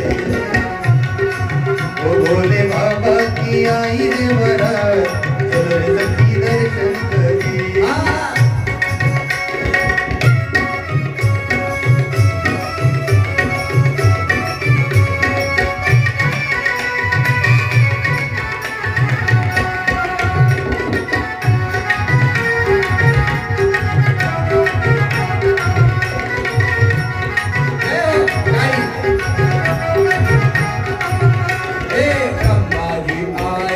विष्णु जी आए, ब्रह्मा जी आए, विष्णु जी आए, ब्रह्मा जी आए, विष्णु जी आए, ब्रह्मा जी आए, विष्णु जी आए.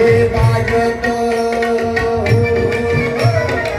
बाजत मृदुंग ताल, बाजत मृदुंग ताल, चलो रे सखी दर्शन करने भोले बाबा की आई रे बाबा, दर्शन करे दर्शन करे बोले बाबा की आई रे बड़ा सरस्वती दर्शन करे बाबा की आई रे बड़ा सरस्वती दर्शन करे आणि त्या भगवान भोलेनाथाच्या वरातीमध्ये सगळे देवदेवता एकत्रित आलेले आणि भगवान भोलेनाथ त्याच्या समोर नाचायला लागले. बरं, भगवान भोलेनाथाच्या समोर कोण नाचतंय आपण गायला पाहिजे. बोलते बेताळनाथ दिन बोलते बेताळनाथ बोलते बेताळनाथ दिन बोलते बेताळनाथ ती बोलते बेताळनाथ दिन बोलते बेताळनाथ ती बोलते बेताळनाथ दिन बोलते बेताळनाथ बोलते बेताळनाथ ती हर्षयुक्त उमापती बोलते बेताळनाथ ती हर्षयुक्त उमापती बेताळनाथ ती हर्षयुक्त उमापती बोलते बेताळनाथ ती हर्षयुक्त उमापती गज गज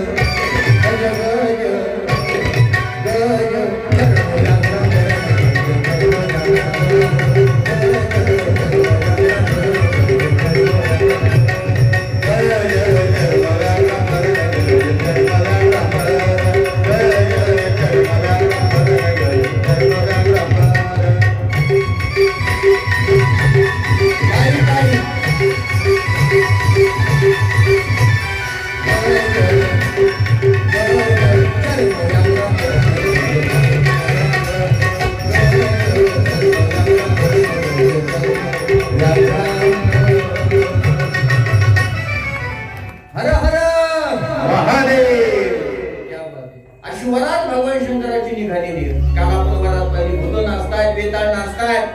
भगवान शंकर वरात घेऊन निघालेले आहेत. समोर भूत नाचतायत, भूत बेताळ नाचतील, हर्षयुक्त उमापती आनंद विभोर झालेले आहेत. भगवान शंकराच्या लग्नाचा मंडप विश्वकर्म्याने दिलेला आहे. ऐका बरं का, विश्वकर्म्यानं भगवंताचा लग्नाचा मंडप दिलेला आहे. आता इकडे मंडप तयार झालेला आहे, नवरदेव आलेला आहे आणि नवरदेव पाहायला पाहिजे. नवरदेवाची वरात आली म्हणून ती मैना म्हणजे भगवान शंकराची होणारी मेवणी, सासू म्हणजे पार्वतीची सासू, भगवान शंकराची सासू पार्वतीची आई, पर्वतराजाची. क्या बात आहे, टाळ्या वाजवूया बे. एवढं झालं पुढं हे सगळं सफल झालं ना बाई. तुम्हाला शिव महापुराण जर कळलं म्हणून मी जीव तोडून सांगतोय, तुम्हाला कळलं पाहिजे याच्यासाठी सांगतो. ऐका, आणि ती मैनाला आनंद झाला. का आनंद झाला? वरात आलेली आणि वरात आल्याबरोबर तिला वाटलं आता वरात पाहिली पाहिजे. मग तिच्या सगळ्या मैत्रिणी तिनं गोळा केल्या आणि वर गेली. वर म्हणजे लगेच वर नाही गेली, गच्चीवर गेली, वर दुसऱ्या मजल्यावर माडी असायच्या पहिल्या काळात. आणि वर गेली. भगवंताच्या सासूबाई आनंदाने निघाल्या की आता नवरदेवाला पाहिजे, नवरदेवाला पाहिजे. आणि वर सगळ्या मैत्रिणी जमा झाल्या, गच्चीवर आल्या. समोर पाहत्यात तर काय, नवरदेव बैलावर बसलेला आणि त्याच्या समोर भूत नाचत आहेत. एकाला हात नाही, ती नाचत आहे. एक लंगड आहे पायाने, ती नाचत आहे. एकाला तिसरा डोळा आहे, तो डोळाच नाही, हे निधन डोळा आहे, ती नाचत आहे.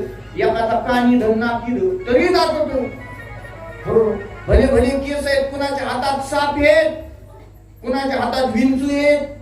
आणि असे वेड्यासारखे नाचत येतं. नवरदेवाकडे पाहिलं तर गळ्यात साप, भस्म लावलेलं. बाई बाई बाई बाई, असा नवरदेव. ए बाप बाप रे बाप बाप रे बाप, हे नवरदेवाच्या गळ्यामध्ये केवढा मोठा साप. बाप रे बाप बाप रे बाप, महादेवाच्या गळ्यामध्ये केवढा मोठा साप. बाप रे बाप रे बाप, नवरदेवाच्या गळ्यामध्ये केवढा मोठा साप. बाप रे बाप, महादेवाच्या गळ्यामध्ये केवढा मोठा साप. हे साप पाहून पोराचं झालं तर काम, साप पाहून पोराचं झालं तर काम. अरे बाप बाप बाप बाप बाप, बाप रे बाप, महादेवाच्या गळ्यामध्ये केवढा मोठा साप. बाप रे बाप, महादेवाच्या गळ्यामध्ये केवढा मोठा साप. बाप रे बाप,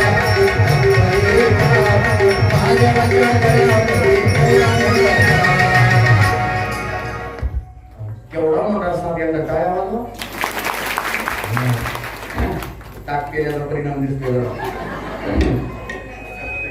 त्यांना टाक आवडत आहे सगळे आम्हाला ताकद घेऊन येते. सकाळी दुपारी आंबट माझा आमरस खाऊ घातला आणि दणकून आमरस पिलो. थोडा आराम करावा तो लाईट गेली गरमायला लागलो. तेवढ्यात ताक घेऊन आलो. कोणतरी ताक पिलो का मग कोणतरी शरबतच घेऊन आलो. शरबत पिलो आणि मग 3 जण तिघांनी चहा घेऊन आले. आणि असं सगळं आता एवढं एकत्रित झालं त्याच्यामुळे आता काही सुटायला लागलो.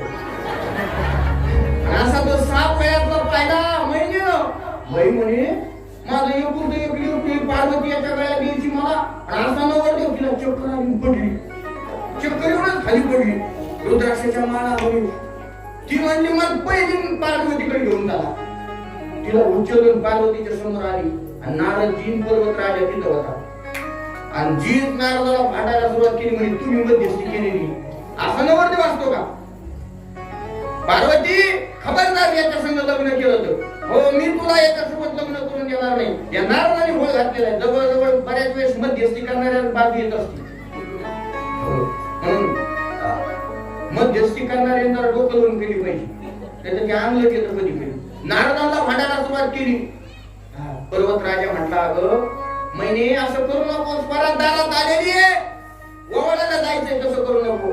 आणि नारदाने तिथून पळ काढला. भगवान शंकराकडे आली. हो म्हणजे देवा ती घाबरायला लागली ना. पर्वत परिवारातले माणसं चांगली रूप धारण करा. माझ्या अंगलट यायला लागलं मी मध्यस्थी केली तर असं काय करायला लागले तुम्ही? आणि नावीलादानं महिना उठली महाराज. आता सगळ्याच ऐकावं लागलं. तिनं ताट घेतलं. आता ओवाळायला जावं लागतं ना वरात आल्यानंतर. काय म्हणते त्याला वर म्हणजे वर कोण ओवाळायला वर ओवाळले. वर म्हणजे ना वर. आणि असं वर ओवाळण्यासाठी गेली महाराज. महिना जरा भीतच ओळीत होती. सापा फुसफुस करीत होता. महादेवाच्या गळ्यातला सापा तो काय लहान का? तिने आपलं घुस केलं तिने असं करा. त्यानं घुस केलं तिने असं करा. तुम्ही कल्पना करा ना किती भीत असेल ती. आणि अशी ओवाळत होती महादेवाला. हो भीत ओवाळलो महाराज. आता ओवाळल्यानंतर काहीतरी ताटात द्यावा लागतो. आता भगवान भोलेनाथ म्हणजे काय पॅन्ट घालते का शर्ट का खिसा आहे का काय त्यांचं काय खिशाचा पत्ताच नाही ना. वाघाचं कातड गुंडाळलेलं कुठं खिसा आहे. काय द्यावा इकडं पाहिलं तिकडं पाहिलं. अनुभव गोष्टच काही नाही ना. सासू समोर दिलं पाहिजे. काहीतरी देवा लागून काहीतरी देवा असं करता करता गळ्याला हात लावला. साप दिसलो. तसा साप काढला ताटात मांडला. मग डबल चक्कर आली खाली पडली. बाई म्हणजे आता काय करावं. तिला उचललं घरी आणलं. आणि मग मात्र भगवान विष्णू आले. म्हटले देवा पाय पडतो तुमच्या. हे लग्न जर व्हायचं असेल तर चांगली रूप धारण करा. मग भगवान भोलेनाथाचा स्वतः शृंगार केला भगवान विष्णूने. सुंदर पितांबर धारण केलेला आहे. नवरदेव फार चांगला दिसतोय. मोर मुकुट घातलेला आहे. पितांबर धारण केलेला आहे. शिला बांधलेला आहे. असा भगवान भोलेनाथ तयार झालेले. सगळे राक्षस जे आहेत भूतवेताळ आहेत त्यांना सुद्धा चांगली रूप प्राप्त झालेली आहेत. आणि असे सगळे रूप धारण केल्यानंतर महिना शुद्धीवर आली. महिनेला तुला बरं वाटायला लागलं. म्हणजे बस जरा नवरदेव आता चांगला आहे. आणि लग्न ठरलं महाराज. आता ऐका मोठी गंमत आहे. लग्न ठरलं. समोर ब्रह्मदेव बसलेले. विवाह संबंध संपन्न होते. आता सुरू झालेला आहे. झालं सुरू. आता ब्राह्मण देवा कोणी ब्रह्मदेव. आणि मग देव समोर रुद्रा बसलेले. आता आचमन करायचंय. मग विचारायला सुरुवात केली ब्रह्मदेवानं. सांगा कुळ काय, तुमचं गोत्र काय, नाव सांगा. आणि मग सांगितलं नाव रुद्र. ब्रह्मदेवाने विचारलं नवरदेवाला काय नाव आहे. म्हटले रुद्र. बरं म्हटले मग बापाचं नाव सांगा. इकडं तिकडं लागले पाहायला. कारण आता तीच सगळ्यांची बाप आहेत ना. बापाचं नाव कोणतरी म्हणलं म्हणा ना ब्रह्मदेव. तेवढं बोलतो. म्हणजे ब्रह्मदेव. बरं म्हणजे त्याच्या बापाचं नाव. म्हणजे विष्णू. बरं त्याच्या बापाचं नाव मीच म्हणजे. याच्या पुढे जाऊन आपण मी सगळ्याचा बाप. घ्या लवकर. आणि मग ठरलं. आणि मग आचमन झाल्यानंतर गणपतीचं पूजन केलं. तुम्ही म्हणाल महाराज अजून तर गणपती जन्माला यायचा. कोणत्या गणपतीचं पूजन केलं तर ओमकार स्वरूप असणाऱ्या गणपतीचं पूजन सगळ्यात आधी केलं. आणि त्या गणपतीचं पूजन झालं. लग्न व्यवस्थित पार पडलं. आपण काल लग्नाचा आनंद घेतलेला आहे. ते लग्न आनंदात पार पडलं. आता सगळे जेवण खाऊन झाली, आता नवरीला नेमकं वाट लावायचं, तेवढ्यात रती आली धावत. रती म्हणजे कामदेवाची पत्नी. धावत आली, भगवान शंकराला म्हणाले, देवा का म्हणे माझ्या नवऱ्याला जाळून टाकलं तुम्ही, माझ्या नवऱ्याला तुमची समाधी उत्थान केली म्हणून माझ्या नवऱ्याला जाळून टाकलं. कशासाठी आला होता माझा नवरा तुमच्याकडे समाधी उत्थान करायला? हा आनंदाचा दिवस सगळ्याला पाहायला भेटावा म्हणूनच ना. काय चुकी माझ्या नवऱ्याची? माझ्या नवरा जिवंत झाला पाहिजे. भगवान शंकर म्हणजे आपलं जळून गेला म्हणले नाही. मग कसा जिवंत करायचा? तिनं राख जमा केली होती तिच्या नवऱ्याची. ती राख समोर म्हणजे भोलेनाथाच्या. भोले बाबांना अमृत दृष्टीनं त्या राखीकडे पाहिलं आणि कामदेव जिवंत झाला. पण तो आनंद राहिला, म्हणजे त्याला शरीर नाही. तो दिसणार आपल्याला पण त्याला शरीर नाही. रतीने विचारलं, याला शरीर कधी प्राप्त होईल? भगवान भोलेनाथ म्हणले, याला शरीर भेटेल पण कधी? भगवान श्रीकृष्ण परमात्म्याच्या घरी आणि प्रद्युम्नाच्या रूपाने हा जन्माला येईल. तो प्रत्यक्ष कामदेव म्हणून जन्माला येईल. असा असणारा कामदेव प्रत्यक्ष प्रगट झालेला. तो कामदेव प्रगट झाला आणि आता सगळीकडे आनंदाचं वातावरण आहे. तेवढ्यात पर्वत आणि मायना रडू लागली. महाराज का रडू लागली हो? कारण आपली लाडकी असणारी लेक आता सासरी जाणार आहे. का बापाचं अंतकरण किती जर असलं महाराज, आई रडून दाखवते पण बापाला रडता येत नाही. तुम्हाला जर बाप रडताना पाहायचा असेल तर लेकरू वाट लावलं, मुलगी वाट लावली, सगळं जिकडं तिकडं झाले, जेवण झाले, सगळे गप्पा मारण्यात दंग झाले, मग कुठल्या तरी एका कोपऱ्याच्या खोलीत जाऊन पाहायचं, तो बाप उशीत मुंडकं घालून फुंदू रडताना तुम्हाला दिसणार. बाप असा डोळ्यासमोर रडत नाही महाराज. ज्याच्या जीवनामध्ये बाप निघून गेला ना त्याला बापाची किंमत कळते. आयुष्यभर कधीच कुणा पुढे न रडणारा बाप आपल्या लेकीसाठी रडत असतो ना. त्याच्या आयुष्यात महिलांना हात जोडून विनंती, आपल्या बापाने जेवढं प्रेम आपल्यावर केले जगाच्या पाठीवर कधीच कुणी करू शकत. आजही आपल्या बापाच्या प्रेमाची सर कुणाच्या प्रेमाला येणार नाही म्हणा. त्या बापाने काय केलं? अरे आपल्या लेकीचं लग्न व्हावं म्हणून कधी कुणापुढे हात न पसरणारा तो सगळ्यांना हात जोडतोय. सगळ्यांना हात जोडतोय. कधीच कुणापुढे हात न पसरणारा बाप लेकीच्या लग्नात लहान लेकरांच्या समोर सुद्धा हात जोडतोय. या बसा बसा. कुणासाठी करत असेल बाप? तो बाप आहे ना. म्हणून ज्याच्या जीवनातला बाप निघून गेलाय त्याला विचारा बाप काय असतो. जोपर्यंत बाप आहे ना तोपर्यंत बापाची किंमत कळून घेणार. ज्याचा बाप आयुष्यात निघून गेलाय त्याचा अंतःकरण, त्याचं जीवन फार कष्टानं जातो महाराज. आणि ज्याच्या जीवनातला बाप निघून गेलाय, दुसऱ्याचा बाप जर त्याच्या नजरेत दिसला तर त्याला स्वतःचा बाप आठवतो. किती प्रेम करतो तो बाप. माझ्या डोळ्यातलं आसव कुणी मायेनं सुद्धा, माझ्या डोळ्यातलं आसव कुणी मायेनं सुद्धा, उरी हुंड दाटतोया गोष्ट बापाची सांगताना. काय कष्ट केले त्याच्या फाटक्या सगळ्याला, किती ठिगळं जोडलेली उभ्या आयुष्याला त्यानं कशी कातर लावली.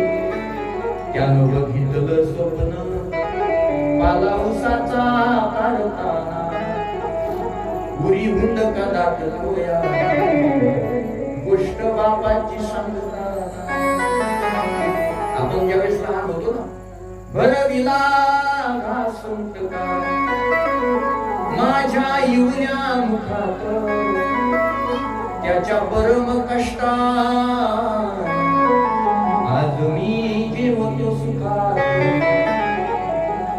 मला कसं होत या, मला कसं होत या कुणी बाबा म्हणताना, उरी हुंड का दाटतोया गोष्ट बापाची सांगता. जोपर्यंत बाप जिवंत आहे अंतःकरणापासून प्रेम करा. ज्या दिवशी बाप आपल्या आयुष्यातला निघून जाईल ना त्या दिवशी आधार निघून जातो. माझ्याबरोबर आधार निघून जातो. आपल्या लेकरावर किती जरी मोठं संकट असलं सगळे माघारी फिरतो पण तो बाप हातात काठी घेऊन समोर उभा राहिल्याशिवाय राहणार. अरे जोपर्यंत बाप आपल्या घरात जिवंत आहे तोपर्यंत कुणाची वाकडी नजर सुद्धा आपल्या घराकडे येणार नाही. एवढी ताप तो म्हातारा असू द्या, एका कोपऱ्यात काठी घेऊन बसू द्या, पर्यंत सुद्धा धाक काय महाराज त्या बापाचा. जोपर्यंत बाप आहे कोणाची हिंमत नाही आपल्याकडे वाईट नजरेला पाहिजे. ही ताकद जर कोणाची असेल तर बापाची, तो पर्वत राजा रडू लागला, ती मैना रडू लागली. आणि आता बोलवण करण्याचा कार्यक्रम. त्या पार्वतीला भगवान शंकरासोबत कैलासावरती जायचं. ती मैना विचार करते, बंगल्यात राहणारी आणि एवढ्या मोठ्या महालात राहणारी माझी पार्वती कशी राहील त्या कैलास पर्वतावर. चिंता करते आणि रडते. आणि आता ती सासरला निघालेली. लेक एकुलती एक दिली पर क्या घरी, जाते लाडाची लेक आज सासरी, जाते लाडाची लेक आज सासरी, जाते लाडाची लेक आज सासरी, जाते लाडाची लेक आज सासरी. असली खेळली वाढली माहेरात, आणि मैत्री सवे मौज केली दिन रात. गेल्या कोड्या इथे आणि उडप नाही, वाटे पोरी बळबणी आठवी. किती आनंदाने राहिली आजवरी, किती आनंदाने राहिली आजवरी. ओलांडला राजलेक आज सासरी, जातला राजलेक आज सासरी.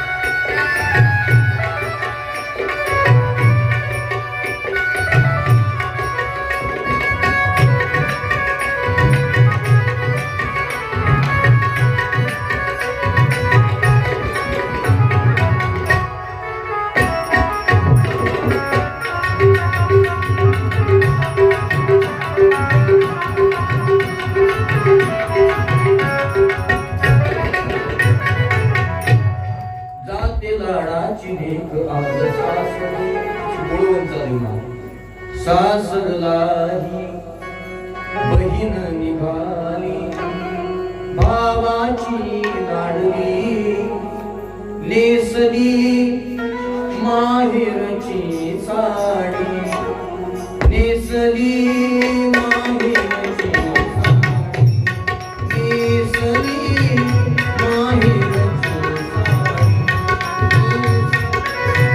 माहेरची साडी, नेसली माहेरची साडी.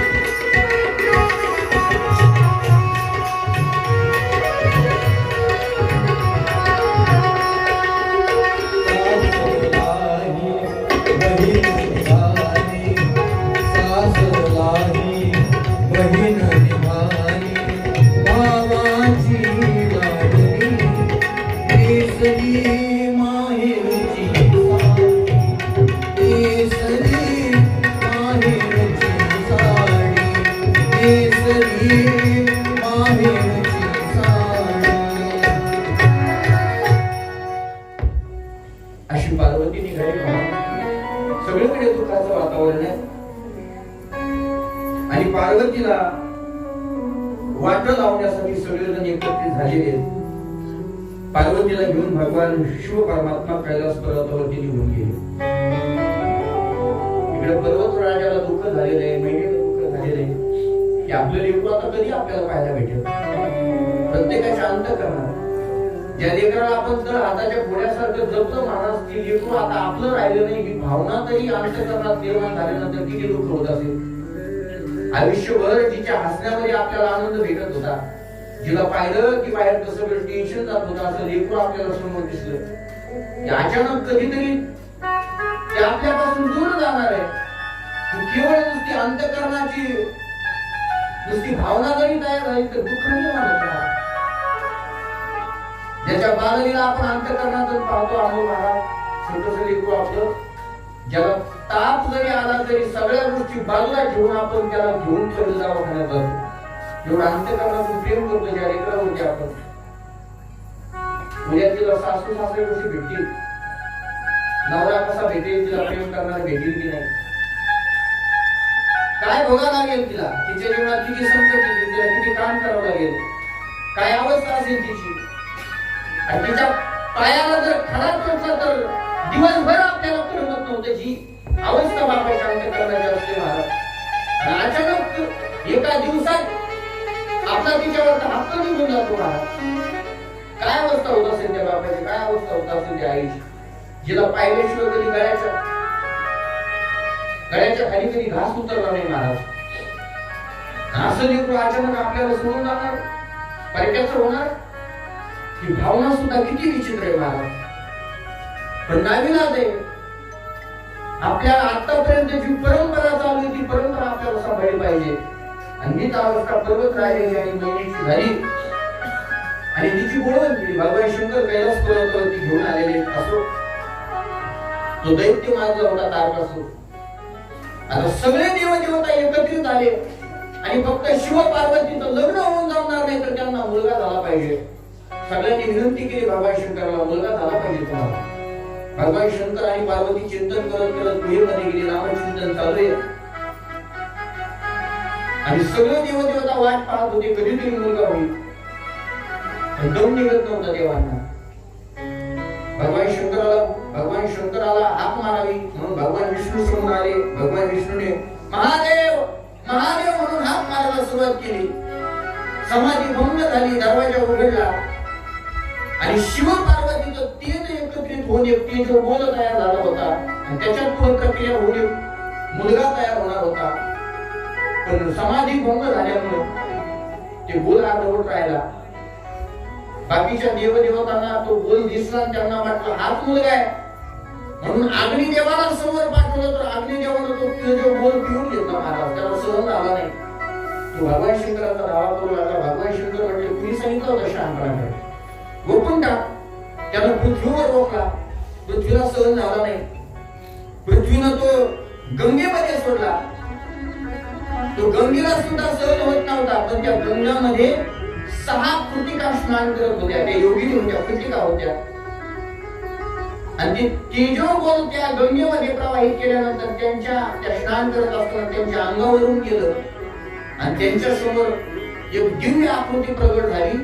6 आकृत्या प्रगट झाल्या. तेवढ्यात विश्वामित्र ऋषी आले आणि विश्वामित्र ऋषींना पाहिल्याबरोबर त्या 6 आकृत्याची एक आकृती झाली, एकच आकृती झाली आणि मुडके तोंड मात्र 6 झाले. विश्वामित्रांनी त्यांचं उपनयन संस्कार केलं आणि कृतिकांच्या समोर प्रगट झाला. कृतिकांच्या अंगावरून वाहून गेल्यामुळे त्याला नाव पडलं कार्तिकेय. तसं पाहिलं तर तो कृतिकांचा मुलगा आहे. आणि इकडे भगवान शंकर आणि पार्वती शोधू लागले की आमचा मुलगा. शोधत शोधत गंगेच्या काठावरती आले. माझं बाळ मला प्राप्त झाला, आनंद झाला, त्याचं नाव कार्तिकी ठेवलं. हळूहळू कार्तिक स्वामी मोठे झाले. मोठे झाल्यानंतर शिव पार्वतीनं आणि भगवान शिवानं आणि पार्वतीनं त्याला शक्ती देऊन टाकली. तारकासूर उन्मत्त झाला होता म्हणून त्याला सेनापती केलं. सगळ्या गणांचा सेनापती कार्तिकेय झाला आणि युद्ध सुरू झालं होतं तारकासुराचा आणि कार्तिकाचं. तो तारकासूर मात्र कुणाला आवडत नव्हता. तो कुमार कार्तिकेय कुमार व्याकुळ झाला आणि शेवटी त्यानं आपल्या आईनं पार्वतीनं दिलेली शक्तीचा उपयोग केला. शक्ती हातात घेतली आणि लढत असणाऱ्या तारकासुराचा मुंडका तुडून टाकलं. तारकासूर मरण पावलेला. कार्तिक भगवान की जय. आणि आनंद झाला. आता कार्तिकेय तारकासूर मरण पावला. आणि मग नारदजीने ब्रह्मदेवाला नमस्कार केला आणि विचारलं, म्हणे महाराज, अहो एवढं सुंदर चरित्र मला तुम्ही सांगितलं, तेव्हा काय तो सुंदर सोहळा पार्वतीचा माझ्या जीवनामध्ये मला भोगायला मिळालेला आहे. 10-15 मिनिटे एक्स्ट्रा घेतली तर चालतील. 9:30 तुम्हाला काय अडचण नाही? धन्यवाद. 5 मिनिट वाढून घेतो. वेळ आपल्याकडे कमी राहतो तरी पण काही गोष्टी मी सोडून देतो, विस्तारित करत नाही. जे तुम्हाला कळणं गरजेचं तेवढं सांगण्याचा प्रयत्न करतो. आणि आणि तारकासूर मरण पावला. सगळीकडे आनंद झाला ब्रह्मदेवाच्या मुखातून. आणि नारदांनी हे सगळं चरित्र ऐकलं. नारद आनंदी झाले म्हणजे देवा काय पार्वतीचा विवाह सोहळा तुम्ही थाटात साजरा केला, काय तो आनंद, तो काय तो महिन्याला आनंद झाला पर्वत राजाला. कार्तिकेय स्वामींचा जन्म झाला, तारकासूर मारला. पण ब्रह्मदेवा अहो मी तर असं ऐकलंय की भगवान शंकर पार्वतीला 2 लेकरं आहेत. एक आहे कार्तिक आणि दुसरा आहे, दुसऱ्याचं नाव काय, गणपती मयुरेश. मग मला त्याची कथा ऐकायची. आणि मग सांगू लागले ब्रह्मदेव नारदाला श्री गणेशाच्या जन्माची कथा. गणेशाची म्हणजे देवाची, माझी नाही. माझी कशी सांगू तुम्हाला, त्या गणपतीच्या जन्माची कथा ऐका. दुसऱ्या पुत्राची कथा म्हणे कैलास पर्वतावरती पार्वतीच्या शिवेमध्ये 2 दासी होत्या. त्यांचं नाव आहे जया आणि विजया. ते एक दिवस पार्वतीकडे गेले. म्हटले बाई पार्वती, तुला जर काही काम सांगायचं असेल तर तुला या गणांना बोलावं लागेल. हे गण जे आहे ते आल्याशिवाय तू त्यांना सांगत नाही, त्यांनी सांगितल्याशिवाय तुझं काम वेळेवर होत नाही. मग आमचं असं म्हणणं आहे की तुझ्या हक्काचा कोणीतरी माणूस पाहिजे की तुला सांगायच्या अगोदर त्याला कळलं पाहिजे की तुला काय पाहिजे. पार्वती म्हटली खरंय तुमचं. म्हणजे मी काय करते, माझ्या हक्काचा सेवक एखादा मुलगाच आणि त्या ठिकाणी मी काय करते तर प्रगट करते. आणि मग मुलगा प्रगट करायचा आहे. आता जिनं विश्व प्रगट केलंय तिला एक मुलगा प्रगट करणं अवघड आहे का? जिनं विश्व निर्माण केलंय ती जगदंबा आहे, पराविद्या आहे, ती आदिशक्ती आहे, ती भवानी आहे, ती रेणुका आहे.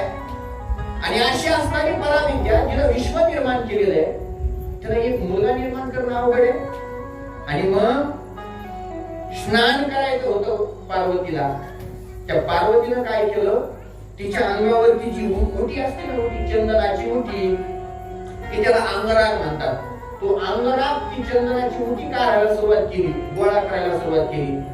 आता आपल्यात एक गोष्ट प्रचलित आहे काय, पार्वतीनं अंगाच्या मळाचा गणपती केला. मळाचा गणपती पुढे गेली होती एवढी मळायला रुपायला कक्का पुष्याला ऊस पडायला गेली होती पार्वती. मळाचा गणपती नाही त्याला. मग देवदेवता स्नान करायच्या अगोदर चंदनाची मुठी लावली जाते, त्याला अंगराग लावली जाते. ज्याला आपण दिवाळीच्या टायमाला लावतो त्याला उठणं म्हणतात, बरोबर आहे. ते आपण फक्त दिवाळीलाच लावतो. देवी देवता रोज लावत असतात. आजही भगवान शंकराच्या पिंडीला म्हणा, देवाच्या मूर्तीला म्हणा काय लावलं जातं, मुठी लावली जाते, चंदनाची मुठी. ती सर्वांगाची मुठी हळूहळू पार्वतीनं स्नान करता करता काढायला सुरुवात केली. आता स्नान करायला जायचंय तर उटी काढायला सुरुवात केली. आणि सगळी उटी एकत्रित केली, अशी छोटीशी मूर्ती आणि एका मयुरीशी लेकराची तयारी केली. अमृत दृष्टीने त्या मूर्तीमध्ये पाहिलं, त्याच्यात प्राण ओतला आणि सुंदर बाल, एक बाल रूप धारण करणारे लेकरू आणि पार्वतीच्या समोर उभा राहिले. गुडगुडीत त्याचे गाल आहेत, त्याची सफरचंदासारखे गाल वगैरे, गोरा पान आहे, चांगली अशी गिरी आहे, छोटे छोटे पाय आहे. आणि ती लेकरू पार्वतीच्या समोर हात जोडून उभा राहिलं. मी कोण आहे, मला का प्रगट केलं? पार्वती म्हटली तू माझा मुलगा आहेस आणि मी माझ्या कामासाठी तुला प्रगट केले. ठीक आहे म्हटले, काय काम आहे मला? माझं नाव काय? म्हणजे तुझं नाव आहे मयुरेश. म्हणजे गणपतीचं खरं नाव काय आहे? काय नाव आहे खरं नाव? मयुरेश. गणपती कसा झाला तेच सांगायला आलो. सांग मयुरेश नाव. आणि पार्वतीने आज्ञा दिली, मयुरेश मी आता स्नान करायला चालले. मग दरवाज्यात उभा राहा, कुणी जरी आत आलं तरी आत येऊ द्यायचं.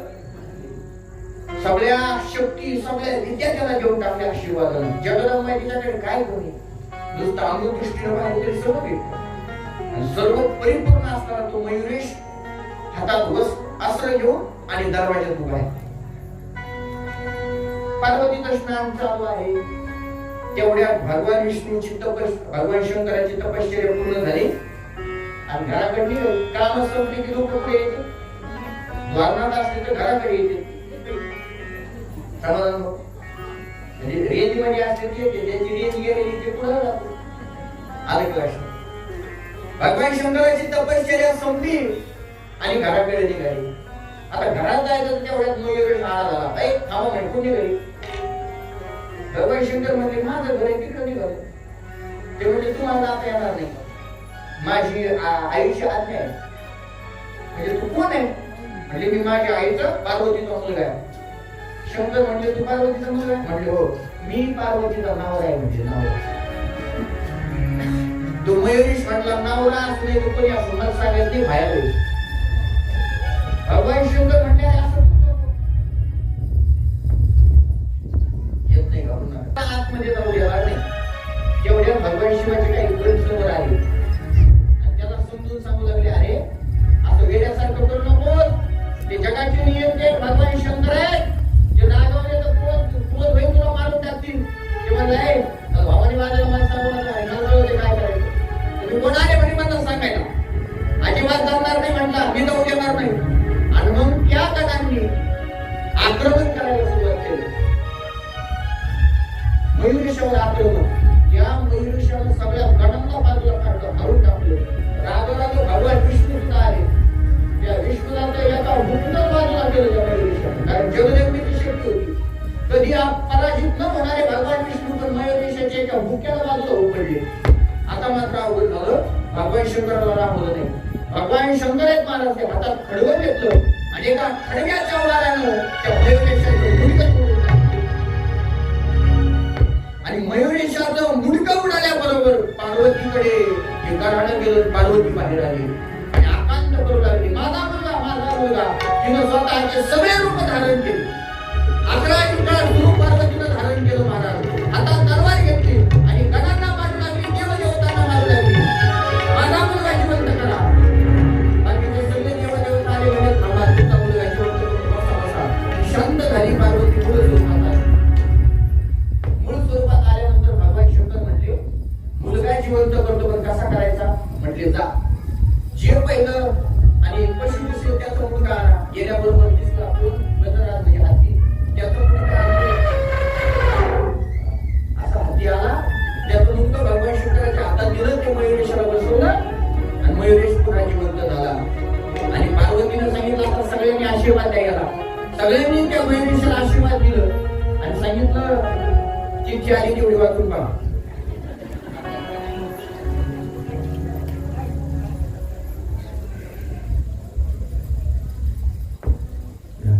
त्यांच्याकडे देतो. त्यांच्या जर असलं याच्यात पाठात तर म्हणतील त्यांच्याकडे देऊन पाहतो. नसलं तर दुसरं कोणतं तरी मोबाईल चालते का. चला काय चालू होतं आपलं ईश्वर मुलगा बसवलं. कुणाचं? हातीचं मुलगा बसवलं. आता लक्ष द्या. सगळ्यांनी आशीर्वाद दिले आणि पार्वतीने आशीर्वाद दिलं की तू आता सगळ्या गणांचा ईश होती. म्हणजे जेवढे गण आहेत भगवान शंकराचे त्याचा तू काय होशील? मालक म्हणजे ईश होतील. सगळ्या गणांचा ईश म्हणून त्याचं नाव पडलं गणेश. त्याचं नाव पडलं गणेश. त्याला आशीर्वाद दिला पार्वतीने. जोपर्यंत कुठलंही कार्य करत असताना जो कोणी तुझी पूजा करील त्याचं कार्य सर्वांगी आणि निर्विघ्नपणे पार पडेल. जर तुझ्या अगोदर पूजा झाली नाही तर विघ्न ओढवतील, कार्य संपन्न होणार नाही. असा गणपतीचा जन्म झाला. पण 3 जन्म झाला, दोघं मोठे झाले. कैलासपुरावरती राहू लागले. वारा सुटल्यानंतर मी प्रश्न सांगतो ऐका. वारा सुटल्यावर कसे जीवन झाले पाहिजे तुमची. चला. आणि दोघं मोठे झाले. एका मांडीवर भगवान शंकराचा गणपती बसलेला आहे, कार्तिक स्वामी बसलेला आहे. हळूहळू खेळतायत आणि आता मोठे झाल्यानंतर लग्न केलं पाहिजे. भगवान शंकर म्हणजे आता तुझं लग्न करावं लागलं. गणपती म्हणा माझं लग्न करा आधी. कार्तिक म्हणा बस का मी मोठ्या अगोदर माझं लग्न झालं पाहिजे. कार्तिक स्वामी म्हणतोय माझं लग्न करा आणि गणपती म्हणतोय माझं लग्न. तू म्हणाल कसं काय शिवपुराण आता असं एकच सांगतो तुम्हाला. भगवान शंकर आणि पार्वती म्हणले ठीक आहे, लग्न कुणाचा आधी करायचे तुम्हीच ठरवा. म्हणजे कसं तुमच्या आईच्या ठिकाणी पटकन सांगून मोकळं होतं गणपती. कसं? म्हणजे एक काम करा, जो कोणी सगळ्यात आधी 7 पृथ्वी प्रदक्षिणा करून येईल अगोदर त्याचं लग्न करून टाकू. महाराज मयुरेशाचं वाहन आहे उंदीर. म्हणजे गणपतीचं वाहन उंदीर. गणपती उंदरावर बसले. आणि कार्तिक स्वामीचं वाहन आहे मोर. कार्तिक स्वामी मोरावर बसले. लगेच निघाले कशाला? 7 पृथ्वी प्रदक्षिणा करायला. गणपती निघाले पण गणपती हुशार. गणपतीने एक आसन मांडलं, त्याच्यावर महादेव पार्वतीला बसवलं, त्यांचं दर्शन घेतलं, त्यांच्या भोवती 7 प्रदक्षिणा केल्या, पुन्हा दर्शन घेतलं आणि समोर हात जोडून उभा राहिले. म्हटले आता कधी करता लग्न? पार्वती म्हटली गणपती, अरे अजून पृथ्वी प्रदक्षिणा करायच्या, आता लगेच लग्न करायचं का तुझं? तो म्हटला हे पहा, सगळे धर्मशास्त्र काय सांगते, आपले आई वडील आपल्यासाठी पृथ्वीपेक्षा मोठे आहेत. मग तुम्ही जर पृथ्वीपेक्षा मोठे आहेत तर पृथ्वीला प्रदक्षिणा कशाला करू? तुम्हाला 7 प्रदक्षिणा घातल्या, झाल्या माझ्या 7 प्रदक्षिणा. पार्वती म्हणते गणपती मोठा हुशार आहेस रे तू, ठीक आहे करू तुझं लग्न. आणि मग गणपतीचं लग्न ठरलं कुणासोबत? त्यावेळेस प्रजापती पद प्राप्त झालं होतं विश्वरूपाला. आणि या विश्वरूपाच्या 2 मुली आहेत, एकीचं नाव आहे सिद्धी आणि दुसरीचं नाव आहे बुद्धी. आपण रिद्धी सिद्धी म्हणतो, पण शिव महापुराणामध्ये रिद्धी सिद्धी हा शब्द नाही. शिव महापुराणामध्ये शब्द आहे सिद्धी आणि बुद्धी. या सिद्धी आणि बुद्धी सोबत भगवान गणेशाचं लग्न झालेलं आहे. त्यानंतर गणपतीला 2 मुलं झाली. गणपतीला 2 मुलं झाली, 2 बायका 2 मुलं झाली. त्यांचं नाव आलेले, एकाचं नाव आहे क्षिम आणि एकाचं नाव आहे लाल. अशी 2 मुलं गणपतीला झाली. चांगला संसार सुरू झाला गणपतीला. तेवढ्यात कार्तिक स्वामी आता जवळ आले. आता नारद म्हणते उद्योग नसतो, तेवढ्यात नारद आले गेले कार्तिक स्वामी. नारद म्हणले कार्तिक स्वामी कुठे निघाले? आणि मग कार्तिक स्वामीने सांगितलं काय नाही, ते सांगितलं आम्हाला पृथ्वी प्रदक्षिणा करा, तुमचं लग्न करून देतो. ते म्हणजे तुम्ही पृथ्वी प्रदक्षिणा, गणपतीनं लग्न झालं, त्या 2 लेकरं झाली, त्याचा संसार झाला. आणि ऐकलं राव आनंद महाराज. कार्तिक म्हटला माझ्या आई वडिलांनी माझा घात केलेला आहे, माझ्यासोबत द्रोह केलेला आहे. राग आला आणि कार्तिक स्वामी घुसून गेला क्रौंच नावाच्या पर्वतावर. भगवान शिव पार्वती त्याच्या पाठीमागे गेले, त्यांना पाहिलं तर ते अजून पुन्हा निघून गेला, त्यांच्याकडे आला अजून पुढे निघून गेला. मग भगवान शिव आणि पार्वती क्रौंच नावाच्या पर्वतात, दक्षिण प्रांतात आहे साऊथ मध्ये, क्रौंच नावाच्या पर्वतामध्ये थांबले. अमावस्याला पार्वती भेटायला जाते आणि पौर्णिमेला भगवान शंकर असं भेटायला जातात, असं त्यांचं ठरलेलं आहे. आणि ज्या पर्वतावर ते थांबले त्याला मल्लिकार्जुन नावाचं ज्योतिर्लिंग म्हणतात. मल्लिका म्हणजे पार्वती आणि अर्जुन म्हणजे भगवान शंकर. त्या मल्लिकार्जुन ज्योतिर्लिंगाची कथा आपल्याला उद्या पाहायची. उद्या 12 ज्योतिर्लिंग कशी निर्माण झाली, त्या 12 ज्योतिर्लिंगाची कथा आपल्याला उद्या श्रवण करायची. उद्या तुलसी महात्म्य श्रवण करायचे. त्यानंतर आणि भगवान शिवाचं वाहन आहे नंदी, तो नंदी कसा प्रगट झाला ते आपल्याला श्रवण करायचंय. उपमन्यू भगवान शंकराचा मोठा भक्त आहे, त्याची कथा श्रवण करत करत महाशिवरात्रीचं थोडंसं महात्म्य आपल्याला श्रवण करू. उद्या आपल्या कथेला असणारा आणि पूर्ण विराम प्राप्त होणार आहे. म्हणून उद्या सगळ्यांनी शिवपुराण कथेसाठी श्रवणासाठी सगळ्यांनी उपस्थित राहायचे अशी सगळ्यांना नम्रतेची विनंती आहे. ज्यांनी आतापर्यंत शिव महापुराण कथा ऐकली नसेल 7 दिवस, कमीत कमी उद्या तरी शिव महापुराण कथा श्रवण करण्यासाठी तुम्ही सगळ्यांनी यावं अशी सगळ्यांना नम्रतेची विनंती आहे. कारण 7 दिवस जरी वेळ नाही भेटला, 6 दिवस, 7व्या दिवसाची जरी कथा तुम्ही श्रवण केली तरी आणि तेवढंच फळ तुमच्या जीवनात प्राप्त होणार आहे. अतिशय आनंदाचं वातावरण तुम्ही साजरे करतात. यानंतर महाप्रसाद ज्यांचा आहे ती पावती द्या माझ्याकडे. ज्यांचा आजचा महाप्रसाद आहे आदरणीय श्री अच्युत अंजनाते कांतीलाल येताळा मोठी पोपट भोंडीबा बिचितकर यांना टाळ्या वाजवा यांच्यासाठी आम्हाला दानाची गोड पद्धत यांनी आज आपल्याला दिलेली. उद्या आणि आजच्या आरतीची मानकरी आलेली आहे. श्री आरतीची मानकरीची नावं घेतली त्यांनी पटापट यायचं श्रवणा आरतीची तयारी करायची. आणि ज्यांनी आरतीची ताट आणली त्यांनी सुद्धा उठून लगेच यायचं, बाकीच्यांनी उठायचं नाही. आरतीचे मानकरी राहुल आबा मोरे, सरपंच केम, संतोष कांतीलाल मोरे, केदार पोपट बिचितकर, कल्याण काका काळे मृदुंग वादक, काकांनी पुढे यायचे. आजची आचार्य सेवा घेऊया. आजची आचार्य सेवा सोमनाथ सोमनाथ केंकर आचार्य सेवा, संतोष तळेकर, मंगेश बिचितकर, सुनील बिचितकर, अण्णामाई, नाना लांडगे, उत्तरेश्वर बिचितकर, प्रवीण बिचितकर अशी आजची आचार्य सेवा आहे. विशेष सहकार्य नियोजनाची जबाबदारी त्यांच्याकडे आहे श्री राजकुमार भाऊ तळेकर, प्रताप तळेकर आणि समाधान निखिलकर यांच्यासाठी टाळ्या वाजवा जोरात. आणि त्यामध्ये आमचे अमोल महाराज बेदरे आणि त्यांच्या धर्मपत्नी श्री हरिभक्त प्रांजली ताई बेदरे यांच्यासाठी एकदा टाळ्या वाजवा. कारण त्यांनी आज आम्हाला अमृत भाऊ घातलेला आहे.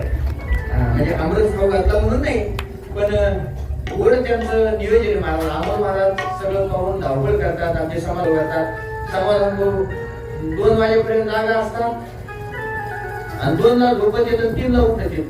म्हणजे झोपतात कशाला? 2 वाजेपर्यंत जागा राहते, तिथं सगळं पाहते. समाधान भाऊ